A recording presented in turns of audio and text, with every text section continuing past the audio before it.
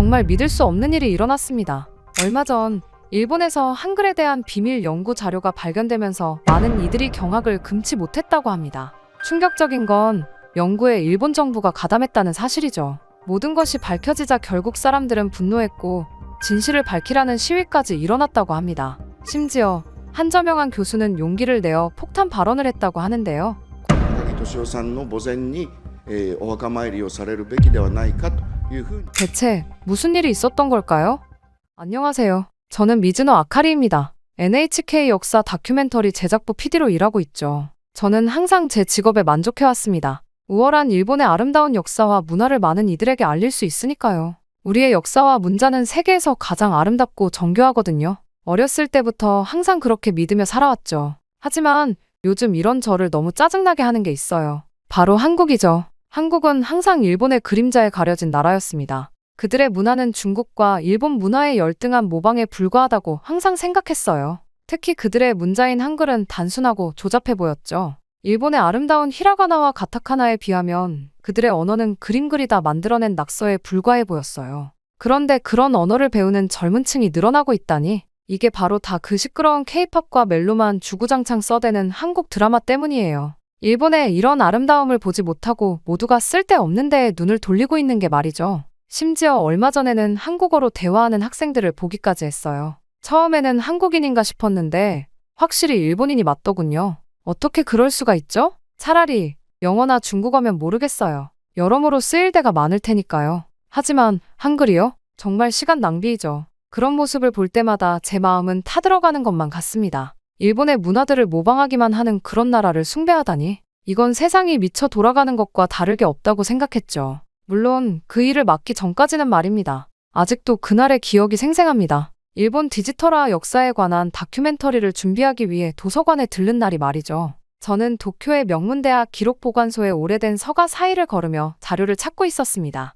도서관 특유의 정적 속에서 저는 집중해서 자료를 검토하고 있었습니다. 이시다 교수의 안내로 30년간 접근이 제한되었던 특별 보관실에 들어갔습니다. 먼지 냄새가 코를 찔렀어요. 대부분 컴퓨터 기술 발전과 일본어 디지털화에 관한 문서들이었습니다. 일본의 기술적 우수성을 확인하는 자료들이 가득했죠. 그때였습니다. 가장 구석진 서가 아래쪽에 놓인 낡은 나무 상자가 눈에 들어왔어요. 다른 상자들과는 달리 공식 분류 번호가 없었고 희미한 빨간색 도장이 찍혀 있었어요. 접근 제한, 문화청 직접 관할이라는 글자가 보였습니다. 문화청이라니. 순간 제 심장이 빨라졌어요. 제 외할아버지께서도 문화청 고위 관료로 오랫동안 일하셨거든요. 일본 전통 문화를 지키시며 한국과 같은 열등한 문화권에 대해 항상 경계하셨던 분이었습니다. 아시아에서 유일하게 독창적인 문화를 가진 나라는 일본뿐이다 라고 자주 말씀하셨죠. 저는 그 가르침을 마음 깊이 새기며 자랐습니다. 저는 조심스럽게 상자의 뚜껑을 열었어요.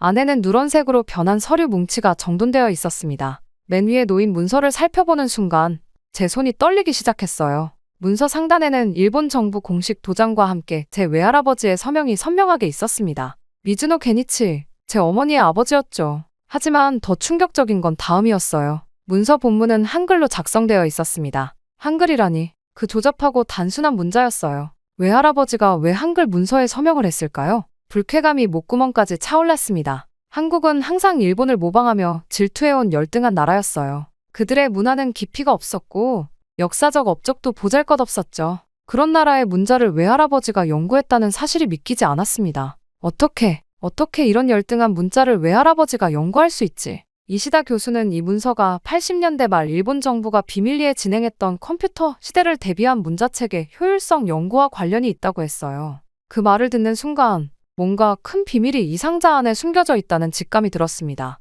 저는 모든 문서들을 복사해 가방에 넣었어요. 가슴속에는 불안과 혼란이 뒤섞였습니다. 외할아버지의 서명이 있는 한글 문서라니. 이게 무슨 의미인지, 그리고 왜 30년 동안이나 접근이 금지되었는지 알아내야만 했어요. 그리고 무엇보다 저는 한국이란 나라와 그들의 문자에 대한 진실이 무엇인지 확인하고 싶었습니다. 집으로 돌아온 저는 바로 한글 번역 작업에 착수했습니다. 다행히 인터넷에서 한글 번역 프로그램을 찾을 수 있었어요. 손떨림을 감출 수 없었죠. 평소라면 한국어를 번역할 이유조차 없었을 겁니다. 하지만 외할아버지의 서명이 담긴 이 문서는 무언가 중요한 내용을 담고 있을 테니까요. 번역 프로그램이 작동하기 시작했습니다. 문서의 내용이 하나둘씩 일본어로 변환되었어요. 첫 페이지를 읽자마자 저는 의자에서 일어날 수 없을 정도로 충격을 받았습니다. 디지털 시대 문자체계 효율성 비교 연구 최종 보고서. 이 문서는 1987년 일본 정부가 비밀리에 진행한 연구였어요. 컴퓨터 시대가 본격화되면서 다양한 문자체계가 디지털 환경에서 어떤 효율성을 가지는지 분석한 내용이었습니다.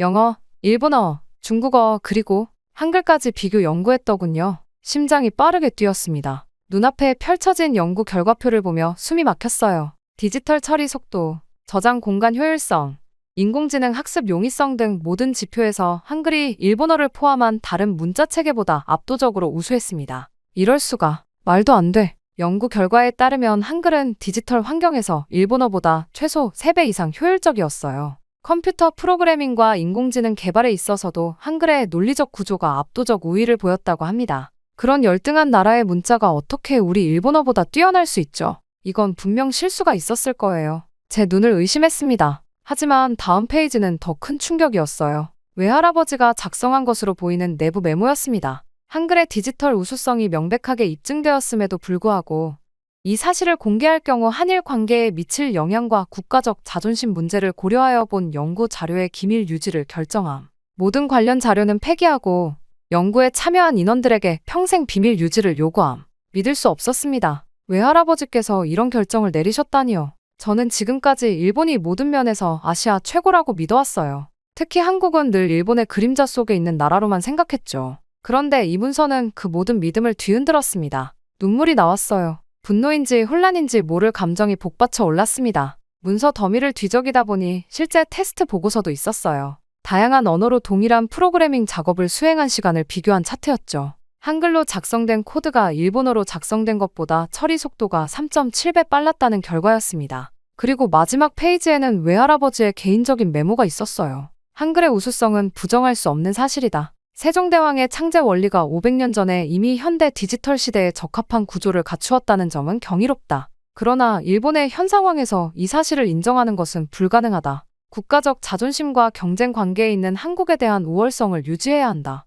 저는 그 자리에 그대로 주저앉았습니다. 방금 읽은 내용이 진실이라면 제가 지금까지 믿어온 모든 것이 거짓이었다는 뜻이겠죠. 일본 정부가 한글의 우수성을 알고도 30년 넘게 숨겨왔다니요. 그것도 국가적 자존심과 한국에 대한 경쟁심 때문에 머리가 복잡했습니다. 이 사실을 어떻게 받아들여야 할지 혼란스러웠어요. 하지만 한 가지는 분명했죠. 이 문서들이 담고 있는 진실은 저 혼자만의 것이 아니었습니다. 30년 전 이 프로젝트에 참여했던 사람들이 아직 살아있을 거예요. 그들을 찾아가 진실을 확인해야 했습니다. 진실을 확인하기 위해 제가 가장 먼저 찾아간 곳은 어머니의 집이었습니다. 어머니는 외할아버지에 대해 가장 많이 알고 계실 테니까요. 게다가 이런 충격적인 사실을 혼자 감당하기에는 너무 무거웠어요. 어머니의 집은 도쿄 교외의 조용한 주택가에 있었습니다. 항상 깔끔하게 정돈된 일본식 정원이 눈에 들어왔어요. 문을 두드리자 어머니가 반갑게 맞아주셨죠. 어머니는 제 갑작스러운 방문에 놀라는 표정을 지으셨습니다. 저는 가방에서 문서 복사본을 꺼냈어요.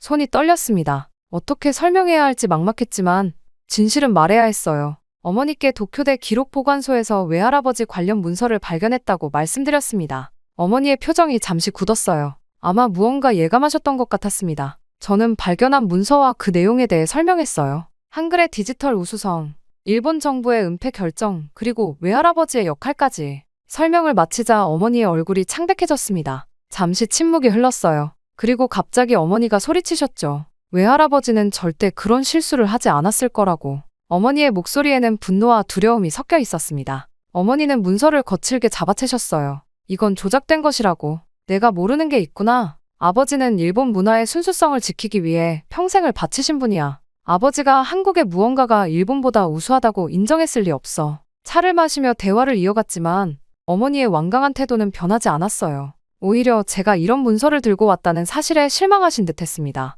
이런 문서로 아버지의 명예를 훼손하지 마. 가문의 명예도 생각해야지. 가족의 명예. 그 말이 가슴에 와닿았습니다. 저는 미즈노 가문의 일원으로서 자부심을 가지고 살아왔어요. 외할아버지는 우리 가문의 자랑이었고 일본 문화 보존에 기여한 위대한 인물이었죠. 그런데 이 문서는 그 모든 이미지를 무너뜨릴 수 있었습니다. 집으로 돌아오는 길, 머릿속은 혼란스러웠어요. 한편으로는 객관적 증거가 눈앞에 있는데 어머니가 부정하는 것이 이해되지 않았습니다. 다른 한편으로는 가족의 명예와 자부심을 지키고 싶은 마음도 컸죠. 그날 밤 잠을 이루지 못했어요. 평생 제가 믿어왔던 일본의 우월성이 거짓일 수 있다는 사실과 외할아버지가 그 은폐에 관여했다는 사실 사이에서 갈등했습니다. 일본인으로서의 자부심과 진실을 추구하는 저널리스트로서의 소명 사이에서 괴로웠어요. 창밖을 바라보며 생각했습니다. 진실이 무엇이든 저는 그것을 마주해야 했어요. 설령 그것이 불편한 진실이라 할지라도 그것이 외할아버지가 정말로 원하셨을 일이라고 믿고 싶었습니다.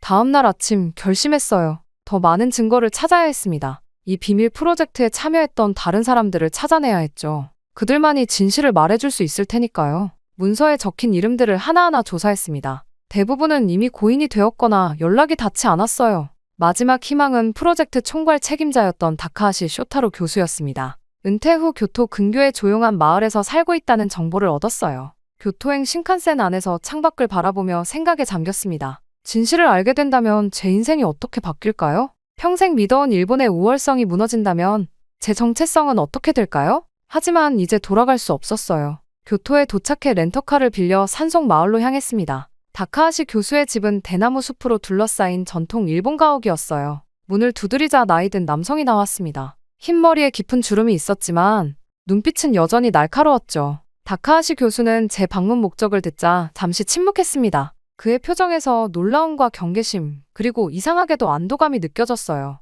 저를 집 안으로 초대한 교수는 아무 말 없이 찻잔을 내왔습니다. 게니치 미즈노의 손녀딸이라는 말에 다카하시 교수의 태도가 완전히 바뀌었어요. 그의 눈에서 눈물이 맺혔습니다. 30년이 넘게 가슴에 묻어둔 비밀을 털어놓을 때가 왔다고 말했죠. 교수는 1987년 당시 상황을 자세히 설명했습니다. 일본 정부는 컴퓨터 시대를 대비해 세계 각국의 문자책의 효율성을 비교 연구했어요. 처음에는 일본어가 가장 효율적일 거라 예상했지만 연구 결과는 충격적이었습니다. 한글이 모든 측면에서 압도적으로 우수했어요. 특히 충격적인 사실은 일본 정부가 이 사실을 알고 난 후의 대응이었습니다. 다카하시 교수는 떨리는 목소리로 말했어요. 일본 정부는 한글의 우수성을 처음부터 알고 있었으나 한국을 인정할 수 없어서 의도적으로 은폐했다고. 일본의 자존심과 한국에 대한 경쟁심이 진실보다 우선시되었던 거죠. 교수는 방 안쪽 서재로 들어가 오래된 금고를 열었습니다. 그 안에서 낡은 문서 뭉치를 꺼냈어요. 원본 연구 자료였습니다. 교수는 이 자료를 폐기하라는 지시를 받았지만 연구자로서의 양심 때문에 몰래 보관해왔다고 했죠. 이건 당신 외할아버지에게도 큰 고민이었소. 미즈노 씨는 연구 결과를 공개해야 한다고 주장했지만 결국 정부의 압력에 굴복했어요. 그 후로 그는 이 일을 평생 후회했소. 교수의 말에 충격을 받았습니다. 외할아버지가 진실을 알리려 했다니 어머니의 말과는 완전히 달랐어요. 다카하시 교수는 외할아버지가 마지막까지 양심의 가책을 느꼈다고 했습니다. 당신의 외할아버지는 사망하기 직전에 나를 찾아왔소. 언젠가 이 진실이 밝혀질 날이 오면 제대로 알려달라고 부탁했지. 오늘이 바로 그날인 것 같군. 교수는 모든 연구 자료를 저에게 건네주었습니다. 디지털화되지 않은 원본 데이터, 실험 결과표, 회의록까지. 이제 부정할 수 없는 증거가 제 손에 있었어요. 교수의 진심 어린 후회와 고백은 제 내면을 강하게 흔들었습니다. 그가 말한 마지막 한마디가 제 가슴에 박혔어요. 진실은 결국 물과 같소. 아무리 막아도 새어나오게 되어 있지. 30년이 지났지만 이제라도 세상이 알아야 할 때가 온 것 같소. 교토를 떠나는 기차 안에서 교수가 준 자료들을 들여다보았습니다. 확실한 증거가 눈앞에 있었어요. 이제 제가 해야 할 일은 분명했습니다. 진실을 확인하고 그것을 어떻게 세상에 알릴지 결정하는 것. 그러나 먼저 제 자신의 편견과 마주해야 했어요. 한국과 한글에 대한 제 생각이 잘못되었다면 다른 무엇이 또 잘못되었을까요? 도쿄로 돌아오는 기차 안에서도 다카하시 교수의 말이 계속 머릿속을 맴돌았습니다. 30년 전 연구 결과가 정말 정확하다면 왜 일본 정부는 그토록 필사적으로 숨기려 했을까요? 한글이 정말 디지털 환경에서 일본어보다 효율적일 수 있을까요? 저는 누군가의 말이나 오래된 문서만으로는 확신할 수 없었어요. NHK 다큐멘터리 PD로서 직접 사실을 검증해야 했습니다. 집에 도착하자마자 계획을 세웠어요. 현대 기술로 다시 한번 한글과 일본어의 디지털 효율성을 비교해 보기로 했습니다. 대학 시절 친구인 나카무라 히로시에게 연락했어요. 그는 현재 도쿄공대에서 인공지능 언어 처리 연구를 하고 있었습니다. 프로젝트의 민감성을 고려해 모든 내용을 말하진 않았어요. 단지 다큐멘터리를 위한 연구라고만 설명했죠. 히로시의 연구실은 최첨단 장비로 가득했습니다. 저는 다카하시 교수에게 받은 1980년대 연구 방법론을 참고해 새로운 실험을 설계했어요. 같은 내용의 텍스트를 일본어와 한글로 준비하고 컴퓨터 프로세싱 속도, 메모리 사용량, 인공지능 학습 효율성 등을 측정했습니다. 첫 번째 테스트는 텍스트 인식 속도였어요. 동일한 내용을 담은 일본어와 한글 문서를 스캔해 디지털화하는 시간을 측정했습니다. 결과는 놀라웠어요. 한글 문서가 일본어보다 평균 2.8배 빠르게 처리되었습니다. 두 번째 테스트는 저장 공간 효율성이었어요. 같은 내용을 담은 텍스트 파일의 크기를 비교했습니다. 한글 파일이 일본어 파일보다 약 3.1배 작았어요. 이는 한글의 구조적 효율성 때문이었습니다. 세 번째 테스트는 가장 충격적이었어요. 인공지능이 언어를 학습하는 속도와 정확성을 비교했습니다. 똑같은 AI 알고리즘에 일본어와 한글을 학습시켰죠. 한글을 학습한 AI는 일본어를 학습한 AI보다 학습 속도가 3.7배 빨랐고 정확도도 훨씬 높았습니다. 마지막으로 프로그래밍 언어와의 호환성을 테스트했어요. 컴퓨터 프로그래밍에서 한글과 일본어를 사용했을 때의 효율성을 비교했습니다. 한글로 작성된 코드가 일본어로 작성된 코드보다 처리 속도가 3.5배 빨랐고 오류율도 현저히 낮았어요. 실험 결과를 종합했을 때 한글은 디지털 환경에서 일본어보다 평균 3.3배 효율적이었습니다. 이는 30년 전 연구 결과와 거의 일치했어요. 다카하시 교수의 말이 사실이었던 겁니다. 결과를 확인하면서 제 손이 떨렸어요. 이건 단순한 효율성의 문제가 아니었습니다. 저의 정체성, 일본인으로서의 자부심, 그리고 평생 배워온 한국에 대한 편견까지 흔들리는 순간이었어요. 연구실을 나오면서 머리가 복잡했습니다. 한글이 디지털 시대의 이상적인 문자체계라는 사실을 받아들이기 어려웠어요. 하지만 객관적인 데이터 앞에서 제 편견은 설 자리를 잃었습니다. 집으로 돌아오는 길, 거리에 일본어 간판들이 다르게 보였어요. 복잡한 가나와 한자로 이루어진 우리 문자가 아름답긴 하지만 효율성 측면에서는 분명한 한계가 있었습니다. 그날 밤 컴퓨터 앞에 앉아 한국어 학습 사이트를 열었어요. 호기심에서였을까요?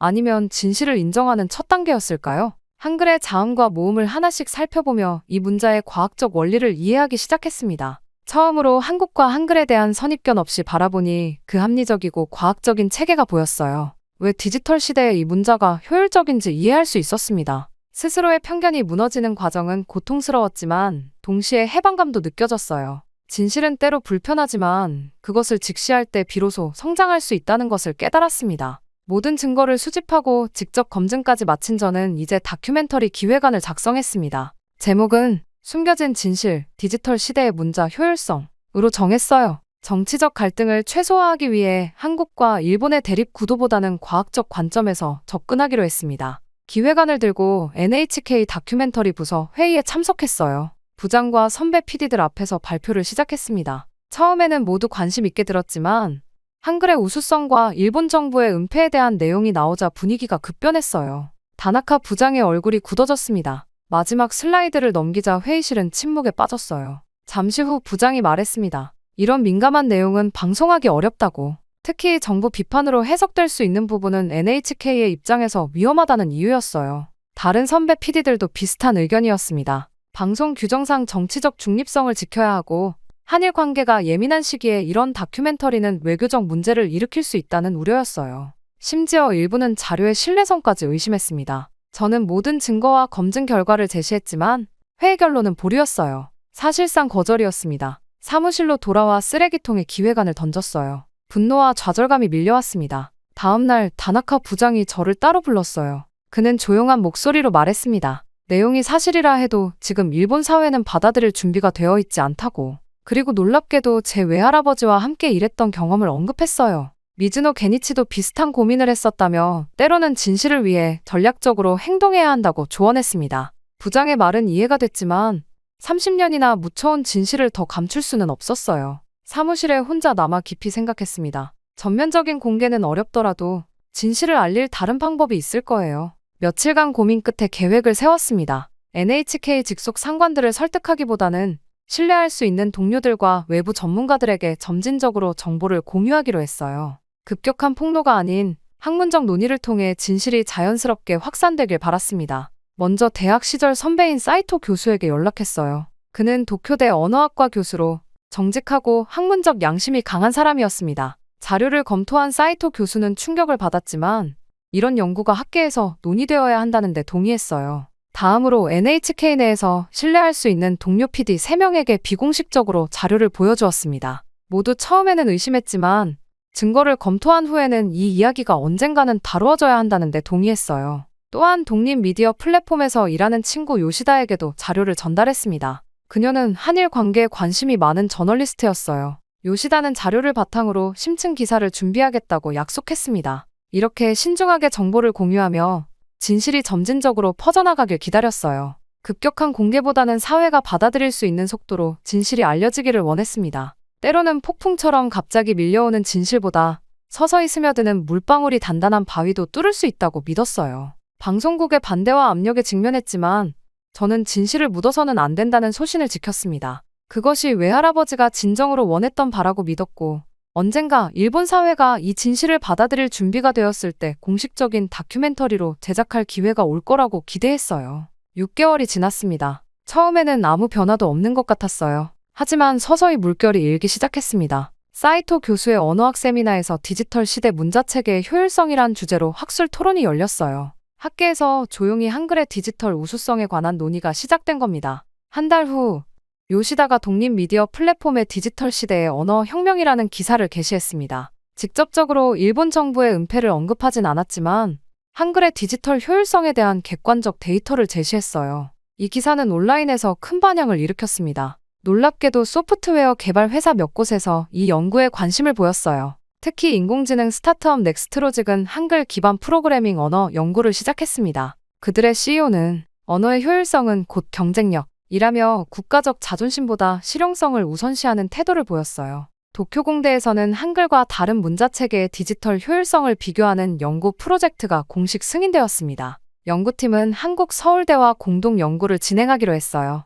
학문적 호기심이 국가 간 경계를 넘어서기 시작한 겁니다. 저도 이런 변화에 조금씩 기여하고 있었어요. NHK에서 정식 다큐멘터리는 불가능했지만 디지털 시대의 언어와 문화 시리즈의 일부로 한글의 특성을 간략히 소개하는 5분짜리 세그먼트를 제작했습니다. 직접적인 비교는 피했지만 시청자들이 스스로 생각할 기회를 제공했어요. 그러던 어느 날 어머니에게서 전화가 왔습니다. 만나자고 하셨어요. 지난 대화 이후 서로 연락을 끊고 지냈기에 긴장되었습니다. 약속 장소인 교회 찻집에 도착하자 어머니가 이미 와 계셨어요. 얼굴에는 피곤함이 가득했습니다. 어머니는 서류 한 뭉치를 내밀었어요. 외할아버지의 일기장이었습니다. 어머니는 저희 논쟁 이후 궁금증에 집 다락방을 뒤졌고 외할아버지가 남긴 일기를 발견했다고 했어요. 거기엔 한글 연구 프로젝트와 그 결과를 은폐해야 했던 갈등이 상세히 기록되어 있었습니다. 외할아버지는 일기에서 한글의 과학적 우수성을 인정하면서도 국가적 지시에 따를 수밖에 없었던 자신의 괴로움을 토로하셨어요. 특히 마지막 페이지에는 언젠가 이 진실이 세상에 알려지길 바란다 라는 문장이 있었습니다. 어머니의 눈에 눈물이 고였어요. 아버지가 평생 괴로워했던 진실을 이제야 알게 되었다고 했습니다. 그리고 제가 그 진실을 찾아내고 신중하게 알리려 노력하는 모습을 멀리서 지켜봤다고 고백했어요. 아카리, 내가 옳았어. 진실은 아무리 불편해도 마주해야 하는 거야. 아버지도 그걸 원하셨을 거야. 어머니와 저는 오랜 시간 대화했습니다. 가족의 자부심과 진실 사이에서 어떻게 균형을 찾을지, 이 이야기가 어떻게 더 넓은 세상에 알려져야 할지 함께 고민했어요. 그날 우리는 단순히 화해를 넘어 더 깊은 이해에 도달했습니다. 시간이 흐르면서 변화는 더 커졌어요. 일본 국내 AI 경쟁력 강화를 위한 정부 태스크포스에서는 한글 알고리즘 연구의 필요성이 공식 논의되었습니다. 몇몇 대기업은 이미 내부적으로 한글 기반 프로그래밍 도구를 실험 중이라는 소식도 들렸어요. 이런 변화들은 모두 급격하지 않고 점진적이었습니다. 마치 모래시계의 모래알처럼 하나씩 쌓여가는 진실. 저는 이것이 가장 건강한 방식이라고 믿었어요. 사회가 스스로 준비될 때까지 기다리는 지혜가 필요했습니다. 첫 변화의 신호는 1년 후에 나타났습니다. 일본 교육부가 발표한 미래 디지털 교육 혁신안에는 놀라운 내용이 포함되어 있었어요. 특별 연구 학교들에서 디지털 시대 언어체계의 이해라는 실험적 커리큘럼을 도입한다는 내용이었습니다. 그 중에는 한글 교육 프로그램도 포함되어 있었어요. 처음에는 소규모로 시작했습니다. 도쿄, 오사카, 후쿠오카의 10개 학교에서 선택적 프로그램으로 운영되었어요. 프로그램의 공식 목적은 디지털 시대 다양한 문자 체계의 과학적 이해였습니다. 직접적으로 한글의 우수성을 언급하지는 않았지만 객관적인 데이터를 학생들에게 제시했어요. 이 프로그램은 예상보다 큰 관심을 받았습니다. 특히 컴퓨터 과학과 프로그래밍에 관심 있는 학생들 사이에서 인기가 높았어요. 학생들은 선입견 없이 데이터를 받아들이고 효율성의 관점에서 한글의 구조에 매료되었습니다. 기업 세계에서도 변화가 일어나고 있었어요. 소니와 라쿠텐 같은 대기업들이 한글 알고리즘을 활용한 AI 개발 프로젝트에 투자하기 시작했습니다. 라쿠텐의 CEO는 국가적 자존심보다 기술적 효율성이 우선 이라는 파격적인 발언을 해 화제가 되기도 했어요. 가장 놀라운 변화는 NHK에서 일어났습니다. 2년이 지난 후 다나카 부장이 저를 불러 새로운 프로젝트를 제안했어요. 디지털 시대의 문자 혁명이라는 제목의 특별 다큐멘터리 시리즈였습니다. 이번에는 한글의 디지털 효율성과 일본 정부의 연구까지 모두 다룰 수 있다고 했어요. 부장은 사회 분위기가 변했다고 설명했습니다. 이제는 이런 내용을 다룰 준비가 되었다는 거였어요. 저는 기쁘게 이 프로젝트를 맡았습니다. 외할아버지가 바라던 진실이 마침내 빛을 볼 수 있게 된 순간이었어요. 다큐멘터리 제작 과정에서 저는 한국을 직접 방문했습니다. 처음으로 편견 없이 한국 문화와 역사를 바라볼 수 있었어요. 그들의 문자뿐만 아니라 문화적 성취에도 깊은 인상을 받았습니다. 이전에 저였다면 결코 인정하지 않았을 것들이었죠. 다큐멘터리는 많은 사람들의 관심 속에 방영되었어요. 시청률은 기대 이상이었고 후속 토론 프로그램까지 편성되었습니다. 일본 사회는 생각보다 이 진실을 성숙하게 받아들였어요. 물론 반발도 있었지만 대부분은 실용적인 관점에서 이 사실을 인정했습니다. 교육부의 실험적 프로그램은 3년 후 50개 학교로 확대되었고 일부 대학에서는 한글 기반 프로그래밍 과정이 정규 커리큘럼으로 채택되었어요. 일본 사회는 국가적 자존심보다 현실적 효율성과 과학적 진실을 선택하며 점진적으로 변화하고 있었습니다. 저 역시 많이 변했어요. 한국을 열등한 나라로 여기던 편견에서 벗어나 일본과 한국의 역사를 있는 그대로 바라보게 되었습니다. 두 나라가 서로 배우고 협력할 때 더 큰 발전이 가능하다는 것을 깨달았어요. 외할아버지의 일기를 출판하자는 어머니의 제안으로 우리는 미즈노 게니치, 숨겨진 진실과의 싸움이라는 책을 펴냈습니다. 이 책은 외할아버지의 내적 갈등과 양심의 목소리를 담아냈고 많은 독자들에게 감동을 주었어요. NHK 특별 다큐멘터리의 마지막 장면, 제가 카메라를 바라보며 말합니다. 저는 한국을 오랫동안 무시해왔습니다. 하지만 진실은 결국 우리를 변화시키고 좋은 것은 강요하지 않아도 선택받습니다. 역사를 바꾸는 힘은 결국 진실 그 자체입니다. 카메라가 멀어지고 도쿄 밤하늘에 빛나는 별들이 화면을 채웁니다. 세상은 변하고 있었어요. 그리고 그 변화는 작은 진실의 씨앗에서 시작되었습니다. 믿기 힘든 일이 벌어졌습니다. 그동안 이민 노동자들이 미국에서 당해왔던 불공정한 대우들이 폭로되었다고 합니다. 놀라운 건 이 문제를 밝혀낸 인물이 미국 명문대 교수도 변호사도 아닌 단 16살의 한 한국계 소년이라는 점이죠. 심지어 이 사건이 백악관까지 보고되면서 미국 대통령이 직접 그를 초청했다고 합니다. 현재 워싱턴에서는 이 소년이 경제 개혁을 주도할 가능성까지 거론되고 있는데요. 대체 무슨 일이 있었던 걸까요? 안녕하세요. 저는 에릭윤이라고 합니다. 미국의 평범한 한국계 미국인이죠. 저는 매일 새벽 4시에 일어납니다.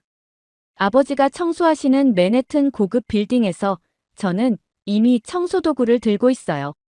저희 아버지는 52세의 한국계 이민자예요.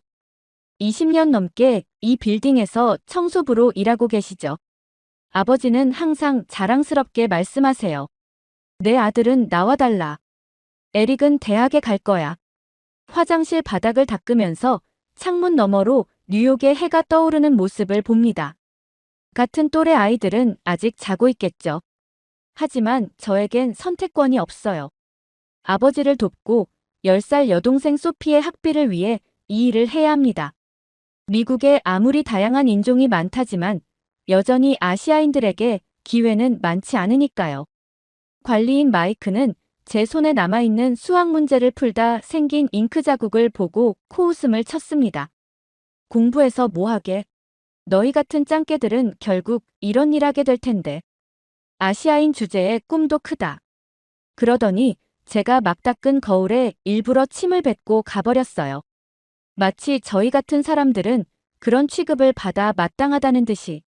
가슴이 화로 가득 찼지만 표정을 감췄습니다.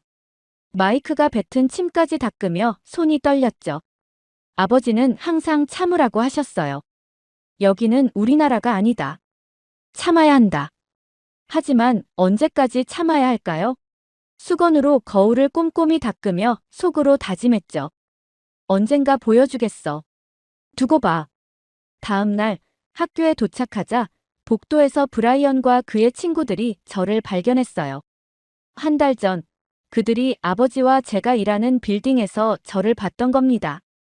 그 이후로 매일이 지옥이었죠. 야, 쓰레기 청소부 왔다. 브라이언이 일부러 큰 소리로 외쳤어요. 너 여기서 뭐 하냐? 저기가 내 미래 직장 아니야? 화장실 청소 기술 더 배워야지. 그러더니 브라이언이 제 앞에 와서 눈을 가늘게 뜨고 비웃듯 동양인 흉내를 냈습니다. 주변 학생들이 크게 웃기 시작했죠. 눈치 보는 선생님들은 그저 지나칠 뿐이었어요. 아시아인은 청소나 열심히 해야지. 공부는 해봐야 백인들이 다 가져간다고. 내 아버지처럼 영원히 우리 똥이나 치우며 살게 될 거야. 그의 친구 데릭이 제 어깨를 세게 밀며 말했어요.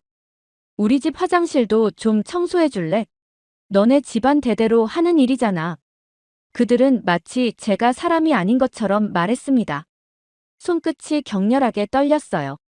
주먹을 꽉 쥐었다 폈다를 반복했죠. 폭발 직전이었지만 장학금을 잃을 수도 있어 참아야 했습니다. 소피의 얼굴이 떠올랐어요. 동생에게 필요한 건 감정을 폭발시키는 오빠가 아니라 미래를 준비하는 오빠였으니까요. 비켜줄래? 수업에 늦겠어. 제 목소리는 의외로 차분했습니다. 그들이 비웃으며 지나갈 때 속으로 맹세했어요. 숫자로 증명하겠다. 심장이 아직도 빠르게 뛰고 있었지만 수학 교실로 들어서자 마음이 조금 진정되었습니다. 여기만큼은 제가 숨 쉴 수 있는 공간이었으니까요. 첫 수업은 고급 수학이었습니다. 선생님이 복잡한 방정식을 칠판에 적는 순간 다른 세상으로 빠져들었어요. 숫자들 사이의 패턴을 찾는 것은 제게 자연스러운 일이에요. 마치 음악가가 멜로디를 듣는 것처럼 저는 방정식 속에서 리듬을 찾습니다. 수업이 끝나고 점심시간 구석에 혼자 앉아 아버지가 싸주신 김밥을 먹었어요. 몇몇 아이들이 수군거리며 코를 막았습니다. 또 그 이상한 냄새. 진짜 역겨워. 여학생 하나가 큰 소리로 말했어요. 야, 그거 뭐야? 생선 썩은 거 먹는 거야? 테이블 건너편에서 누군가 소리쳤죠. 그러니까 너네들은 눈이 저렇게 되는 거야. 썩은 음식만 먹으니까. 한 남학생이 제 도시락을 손으로 쳐서 바닥에 떨어뜨렸어요. 김밥이 카페테리아 바닥에 굴러갔습니다. 웃음소리가 곳곳에서 터져나왔죠. 아무도 도와주지 않았어요. 오히려 더 큰 웃음거리가 되었습니다. 바닥에 떨어진 도시락을 주워보니 밑에는 아버지가 남긴 쪽지가 있었습니다. 에릭, 내가 자랑스럽구나. 오늘도 화이팅. 그 쪽지를 보는 순간 눈시울이 뜨거워졌어요. 아버지는 매일 새벽부터 저녁까지 일하시면서도 항상 저와 소피를 위해 시간을 내십니다. 그런 아버지를 청소부라고 무시하는 그들이 정말 싫었어요.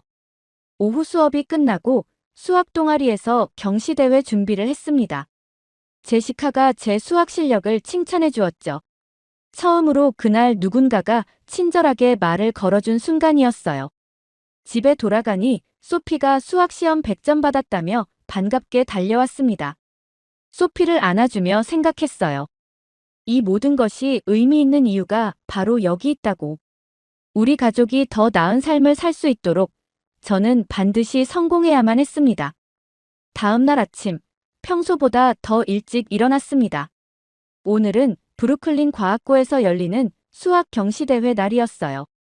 이 대회에서 좋은 성적을 거두면 학교 대표로 선발되어 주립대회에 나갈 수 있습니다. 소피가 아직 자고 있는 모습을 보며 조용히 준비를 마쳤죠. 에릭, 벌써 일어났구나. 아버지가 부엌에서 커피를 마시고 계셨어요. 평소보다 피곤해 보이셨습니다. 오늘 대회 있어요. 최선을 다할게요. 아버지는 미소를 지으시며 고개를 끄덕이셨죠. 너라면 잘할 거야. 학교에 도착하자 대회장인 강당이 이미 사람들로 북적였습니다. 우리 학교 학생들부터 다른 학교에서 온 참가자들까지 모두 긴장한 표정이었어요. 저도 떨리긴 했지만 숫자들 앞에선 언제나 차분해지니까요. 등록을 마치고 자리에 앉는데 옆에서 수군거리는 소리가 들렸습니다. 얘 또 나왔네. 아시아인들은 수학밖에 모르잖아. 브라이언과 그의 친구들이었어요. 그들도 대회에 참가했더군요. 제가 들으라는 듯이 일부러 큰 소리로 말했습니다. 우리 학교 대표는 다재다능해야지. 수학만 잘해서 뭐하냐? 진짜 로봇 같아. 가슴이 아팠지만 오늘만큼은 그들에게 신경 쓰지 않기로 했어요. 대신 책상 위에 놓인 시험지에 집중했습니다. 오늘은 제가 증명할 수 있는 날이었으니까요. 시작합니다. 감독관의 신호와 함께 시험이 시작됐어요. 첫 문제부터 난이도가 상당했죠. 하지만 저에겐 이런 문제들이 흥미로운 퍼즐처럼 느껴졌습니다. 숫자와 기호들이 저에게 말을 걸어오는 듯 했어요. 문제를 하나씩 풀어나가면서 주변의 시선이나 소음이 사라졌습니다. 그저 저와 수학만이 존재하는 세상이었죠. 마지막 문제까지 풀고 답안지를 제출했을 때 시간이 반도 지나지 않았어요. 다른 학생들은 아직도 문제와 씨름하고 있었습니다. 오후에 결과가 발표됐어요. 제 이름이 1등으로 호명됐습니다. 만점이었죠. 잠시나마 자부심을 느꼈어요. 하지만 그 기쁨은 오래가지 않았습니다. 다음 날 학교 대표 선발 결과가 게시판에 붙었어요.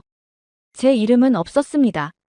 믿을 수 없어 다시 확인해봤지만 분명 저는 탈락이었어요. 대신 4등을 한 브라이언의 이름이 있었죠. 바로 윌슨 선생님을 찾아갔습니다. 선생님은 심사위원 중 한 분이었어요. 에릭, 내 실력은 뛰어나다는 걸 알고 있단다. 하지만 우리 학교 대표는 균형 잡힌 인재가 필요해. 브라이언은 리더십과 대인관계 능력이 뛰어나거든. 그 말이 무슨 뜻인지 잘 알고 있었습니다.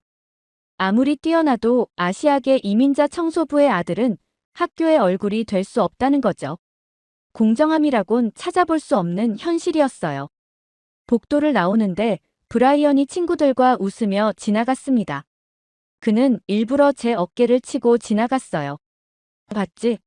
백인들이 다 가져간다고 했잖아. 그 순간 많은 감정이 몰려왔지만 소리내어 울지 않았습니다. 대신 화장실로 가서 거울을 바라봤어요. 제 눈에 담긴 결연함이 보였습니다. 절대 여기서 포기하지 않아. 더 큰 목표를 세울 거야. 그날 밤, 저는 공부를 더 열심히 했습니다. 이제 학교 대표가 아닌 더 큰 무대를 목표로 삼기로 결심했어요. 아버지가 매일 힘든 청소 일을 하시는 것처럼 저도 포기하지 않을 겁니다. 언젠가 제 실력을 증명할 날이 올 거예요. 그리고 그날 누구도 제 가치를 의심하지 못할 테니까요. 책상 위에는 제가 만점 받은 시험지가 놓여 있었습니다.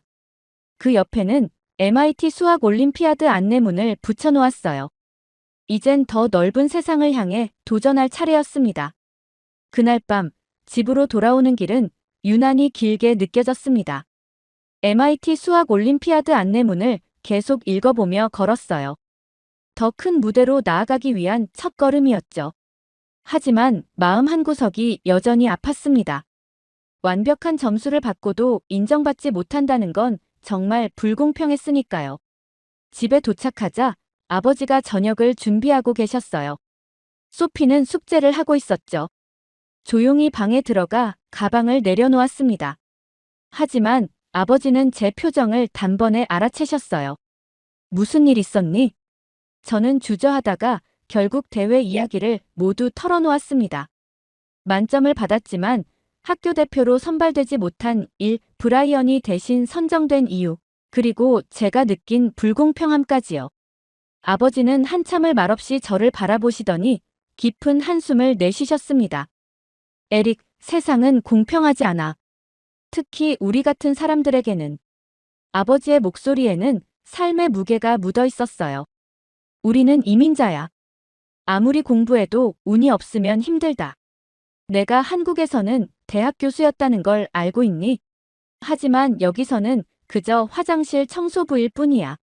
아버지의 말씀에 충격을 받았습니다. 아버지가 교수였다는 사실을 처음 알았거든요. 그동안 단 한 번도 말씀하신 적이 없었어요. 그럼 포기하라는 말씀이신가요? 아버지는 고개를 저으셨습니다. 아니, 현실을 직시하라는 거야. 내가 백인들보다 2배, 3배 더 잘해야 같은 기회를 얻을 수 있다는 걸 알아야 해. 침묵이 흘렀습니다. 소피가 와서 저희 대화를 듣고 있었어요. 오빠, 괜찮아. 난 오빠가 세계에서 제일 똑똑하다고 생각해. 소피의 말에 웃음이 나왔지만 마음은 무거웠습니다. 저녁을 먹은 후 아버지께 청소 일을 도와드리겠다고 말씀드렸어요. 오늘은 고급 아파트 단지의 화장실을 청소하는 날이었거든요. 내가 공부해야지, 이런 일 돕지 않아도 돼. 하지만 저는 고집을 부렸습니다. 함께 일하면서 생각을 정리하고 싶었어요. 아버지는 결국 동의하셨죠. 고급 아파트 화장실에 들어가 청소를 시작했습니다. 반짝이는 대리석 바닥과 거울을 닦으며 생각에 잠겼어요. 아버지 말씀이 계속 머릿속을 맴돌았습니다. 세상은 공평하지 않아. 하지만 정말 그걸 받아들여야 할까요? 거울을 닦다가 문득 제 모습이 눈에 들어왔어요. 그리고 그 순간 어떤 깨달음이 찾아왔습니다. 거울에 비친 제 모습처럼 이 세상도 반사와 패턴의 연속이라는 생각이 들었어요. 이 세상의 모든 것들은 패턴을 가지고 있다. 제 목소리가 텅 빈 화장실에 울렸습니다. 그 패턴을 바꾸면 세상도 변한다. 아버지가 화장실로 들어오셨어요. 무슨 말을 하고 있니? 아버지, 제가 지금까지 수학 문제를 푸는 방식을 생각해 봤어요.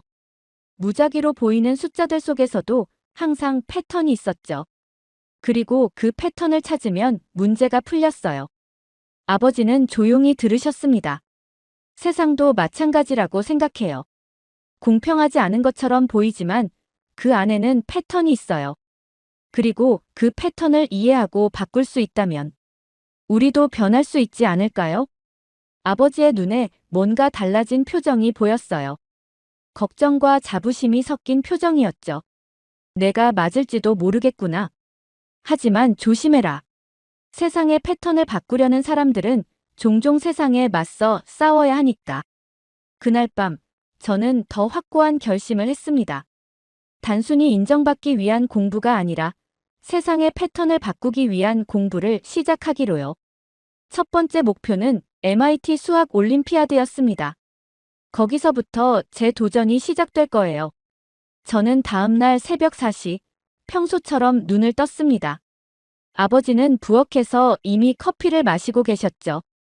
우리는 조용히 아파트를 나와 맨해튼으로 향했어요. 새벽의 도시는 고요했습니다. 아버지의 빌딩에 도착해 청소 도구를 꺼냈어요.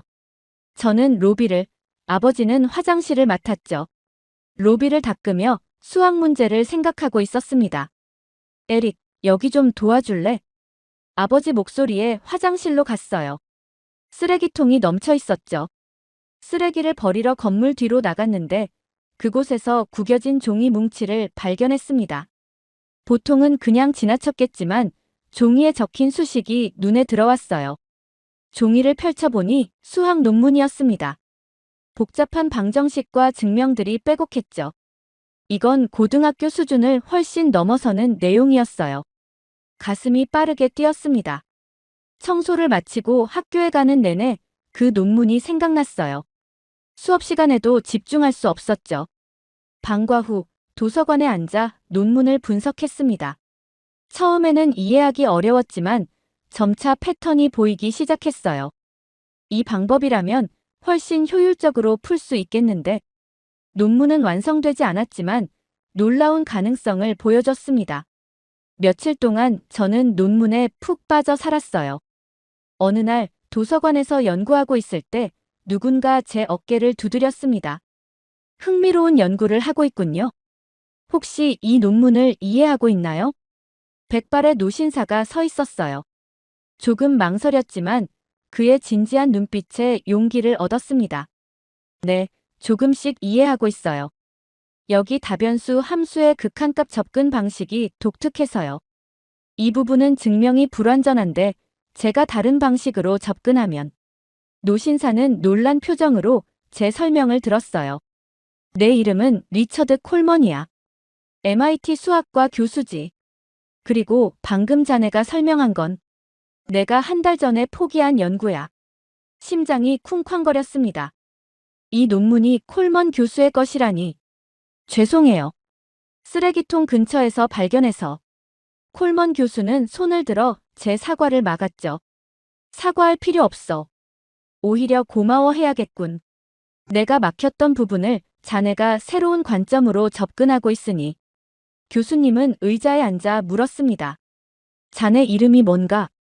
에릭 윤입니다. 에릭, 자네는 특별한 재능을 가지고 있어. 다음 달에 MIT 수학 올림피아드가 열리는데 내가 개인 지도를 해줄 수 있어. 순간 말문이 막혔어요. 이런 기회가 제게 온다니 믿기지 않았습니다. 하지만 저는 그냥 청소부의 아들인데요. 콜먼 교수의 눈빛이 날카로워졌어요.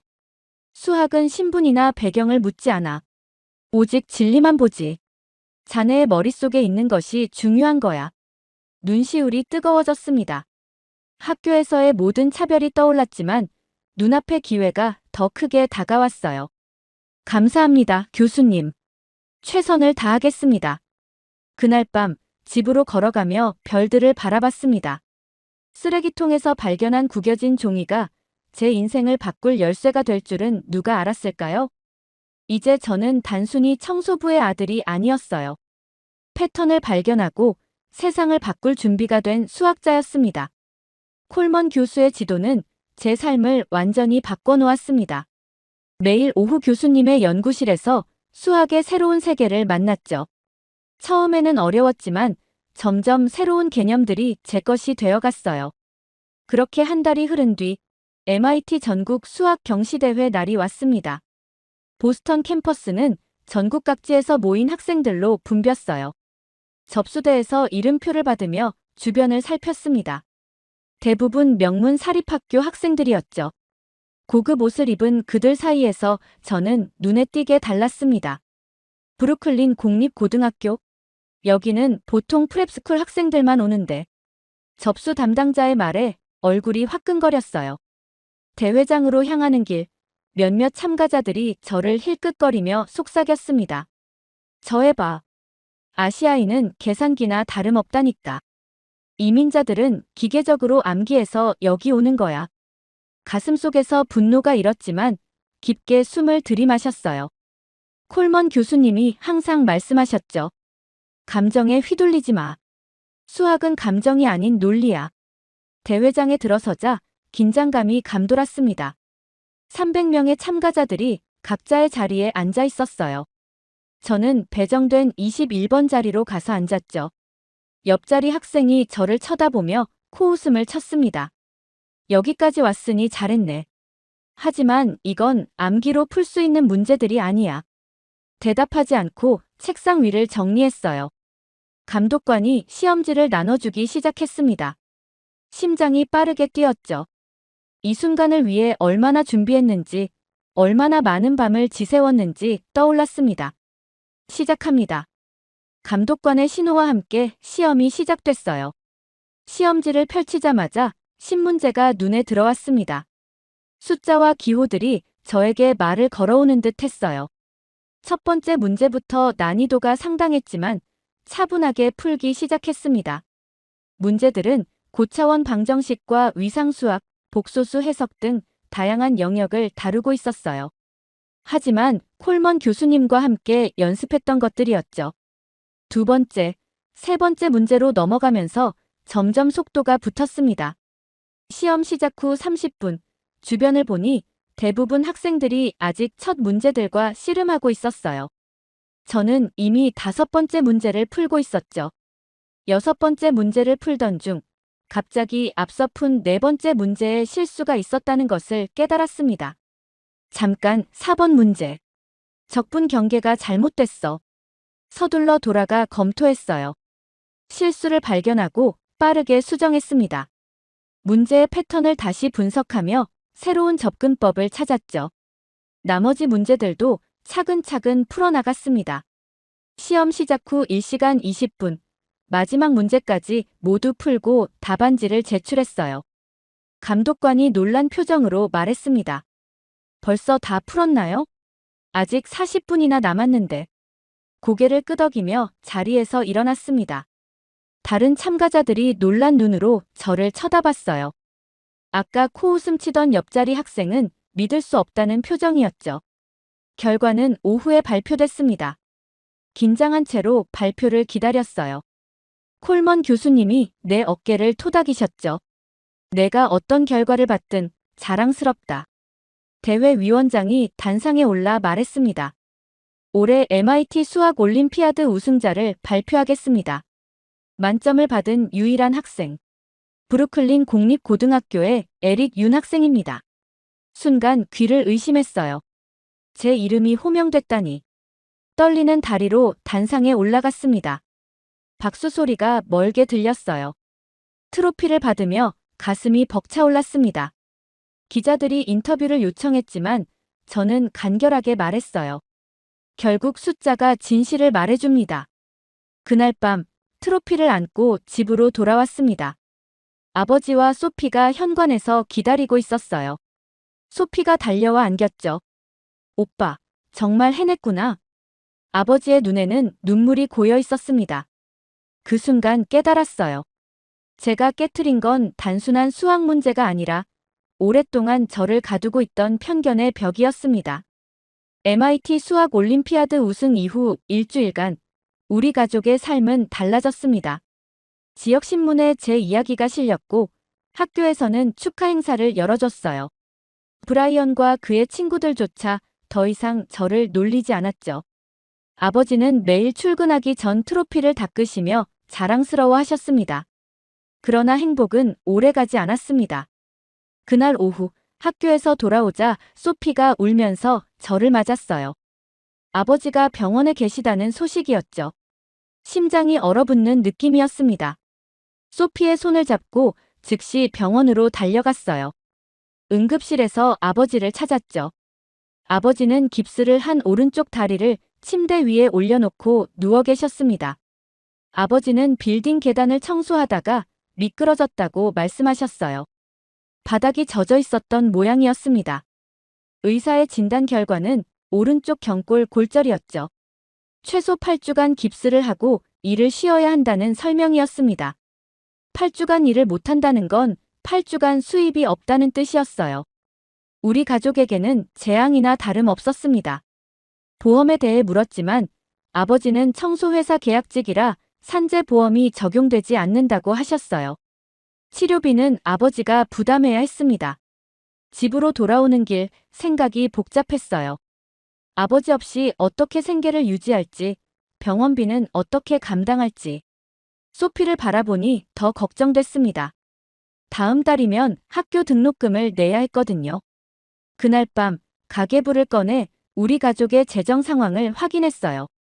저축은 거의 없었고 매달 나가는 지출은 많았습니다. 이대로라면 한 달도 버티기 어려웠죠. 절망 속에서도 포기하지 않으려 했어요. 어떻게든 수학적 방법으로 이 문제를 풀어야 했습니다. 미분 방정식이나 기하학적 증명보다 더 중요한 문제였으니까요. 다음 날 학교 수업을 마치고 아버지가 일하던 청소 회사를 찾아갔어요. 관리자 마이크가 저를 알아보고 아버지의 사고에 대해 언급했습니다. 아버지의 계약서를 보고 싶다고 요청했죠. 마이크는 비웃었지만 마침 사무실에 있던 소냐라는 여직원이 도와주었어요. 그녀는 몰래 아버지의 계약서 복사본을 건네주며 이민자들은 항상 불리한 계약을 맺는다고 말했습니다. 집에 돌아와 계약서를 꼼꼼히 분석했어요. 법률 용어가 어려웠지만 포기하지 않고 찾아봤습니다. 그러다 이상한 점을 발견했죠. 아버지의 근무 시간과 급여 계산법이 일반 직원들과 달랐어요. 이것은 불공정한 계약이었습니다. 더 자세히 살펴보니 이민자 노동자들에게 적용되는 특별 계약 조항이 있었어요. 그들은 동일 업무에 더 적은 급여를 받고 있었고 산재보험도 적용되지 않았습니다. 법적으로 문제가 있어 보였죠. 도서관에 가서 노동법을 공부했어요. 밤새 자료를 찾고 계산했습니다. 청소회사가 이민자 노동자들에게 얼마나 부당한 대우를 하는지 수치로 증명해 보고서를 작성했어요. 소피가 제 방에 들어와 식사를 권했습니다. 아침부터 아무것도 먹지 않았다며 걱정하는 모습이었어요. 소피의 걱정스러운 눈빛을 보니 더 결심이 섰습니다. 가족을 위해, 그리고 아버지처럼 부당한 대우를 받는 모든 사람들을 위해 무언가 해야 했어요. 정리한 자료를 들고 지역 노동청을 찾아갔습니다. 담당자는 제 보고서를 보고 놀라며 이 자료를 어떻게 모았는지 물었어요. 수학을 좋아해서 패턴을 발견하는 것이 특기라고 설명했죠. 담당자는 청소회사를 조사하고 아버지와 다른 노동자들에게 정당한 보상이 이루어지도록 노력하겠다고 약속했습니다. 집으로 돌아오는 길, 하늘을 바라봤어요. 아직 모든 문제가 해결된 건 아니었지만 첫 걸음을 뗀 기분이었습니다. 수학이 단순히 학문이 아니라 현실의 문제를 해결하는 도구가 될 수 있다는 걸 깨달았어요. 아버지의 병실로 향하며 생각했습니다. 이번엔 제가 아버지를 도울 차례였어요. 그리고 이것은 단지 우리 가족만의 문제가 아니었죠. 더 큰 불공정함에 맞서는 시작이었습니다. 노동청에 제출한 제 보고서는 예상보다 큰 파장을 일으켰습니다. 일주일 만에 지역 신문사에서 연락이 왔어요. MIT 수학 올림피아드 우승자가 이민자 노동자들의 불공정한 임금 체계를 밝혀냈다는 기사를 쓰고 싶다는 내용이었죠. 처음에는 망설였지만 아버지와 상의한 후 인터뷰에 응했습니다. 기사가 나간 다음 날 지역 뉴스에서도 이 사건을 다뤘어요. 16세 수학 영재, 수식으로 사회 불평등 증명하다라는 제목이었습니다. 청소회사는 즉각 조사를 받게 되었고 벌금을 내고 임금 체계를 개선하라는 명령을 받았죠. 아버지와 다른 노동자들에게는 밀린 임금과 보상금이 지급되었어요. 한 달 후 워싱턴 포스트지에서 제 이야기를 전국적으로 보도했습니다. 아시아계 청소부의 아들, 수학으로 이민자 노동자의 권리를 되찾다라는 헤드라인이었어요. 그리고 다음 날 백악관에서 전화가 왔습니다. 대통령이 청년혁신가 초청 행사에 저를 초대한다는 내용이었죠. 워싱턴 D.C. 로 가는 비행기에서 창밖을 바라보며 생각에 잠겼습니다. 단 몇 개월 전만 해도 저는 빌딩 화장실을 청소하던 소년이었어요. 이제는 백악관으로 향하고 있었죠. 백악관에 도착한 날 웅장한 건물 앞에 서니 현실감이 없었습니다. 행사장에는 다양한 분야의 청년 혁신가들이 모여 있었어요. 대통령이 입장했을 때 모두가 기립했습니다.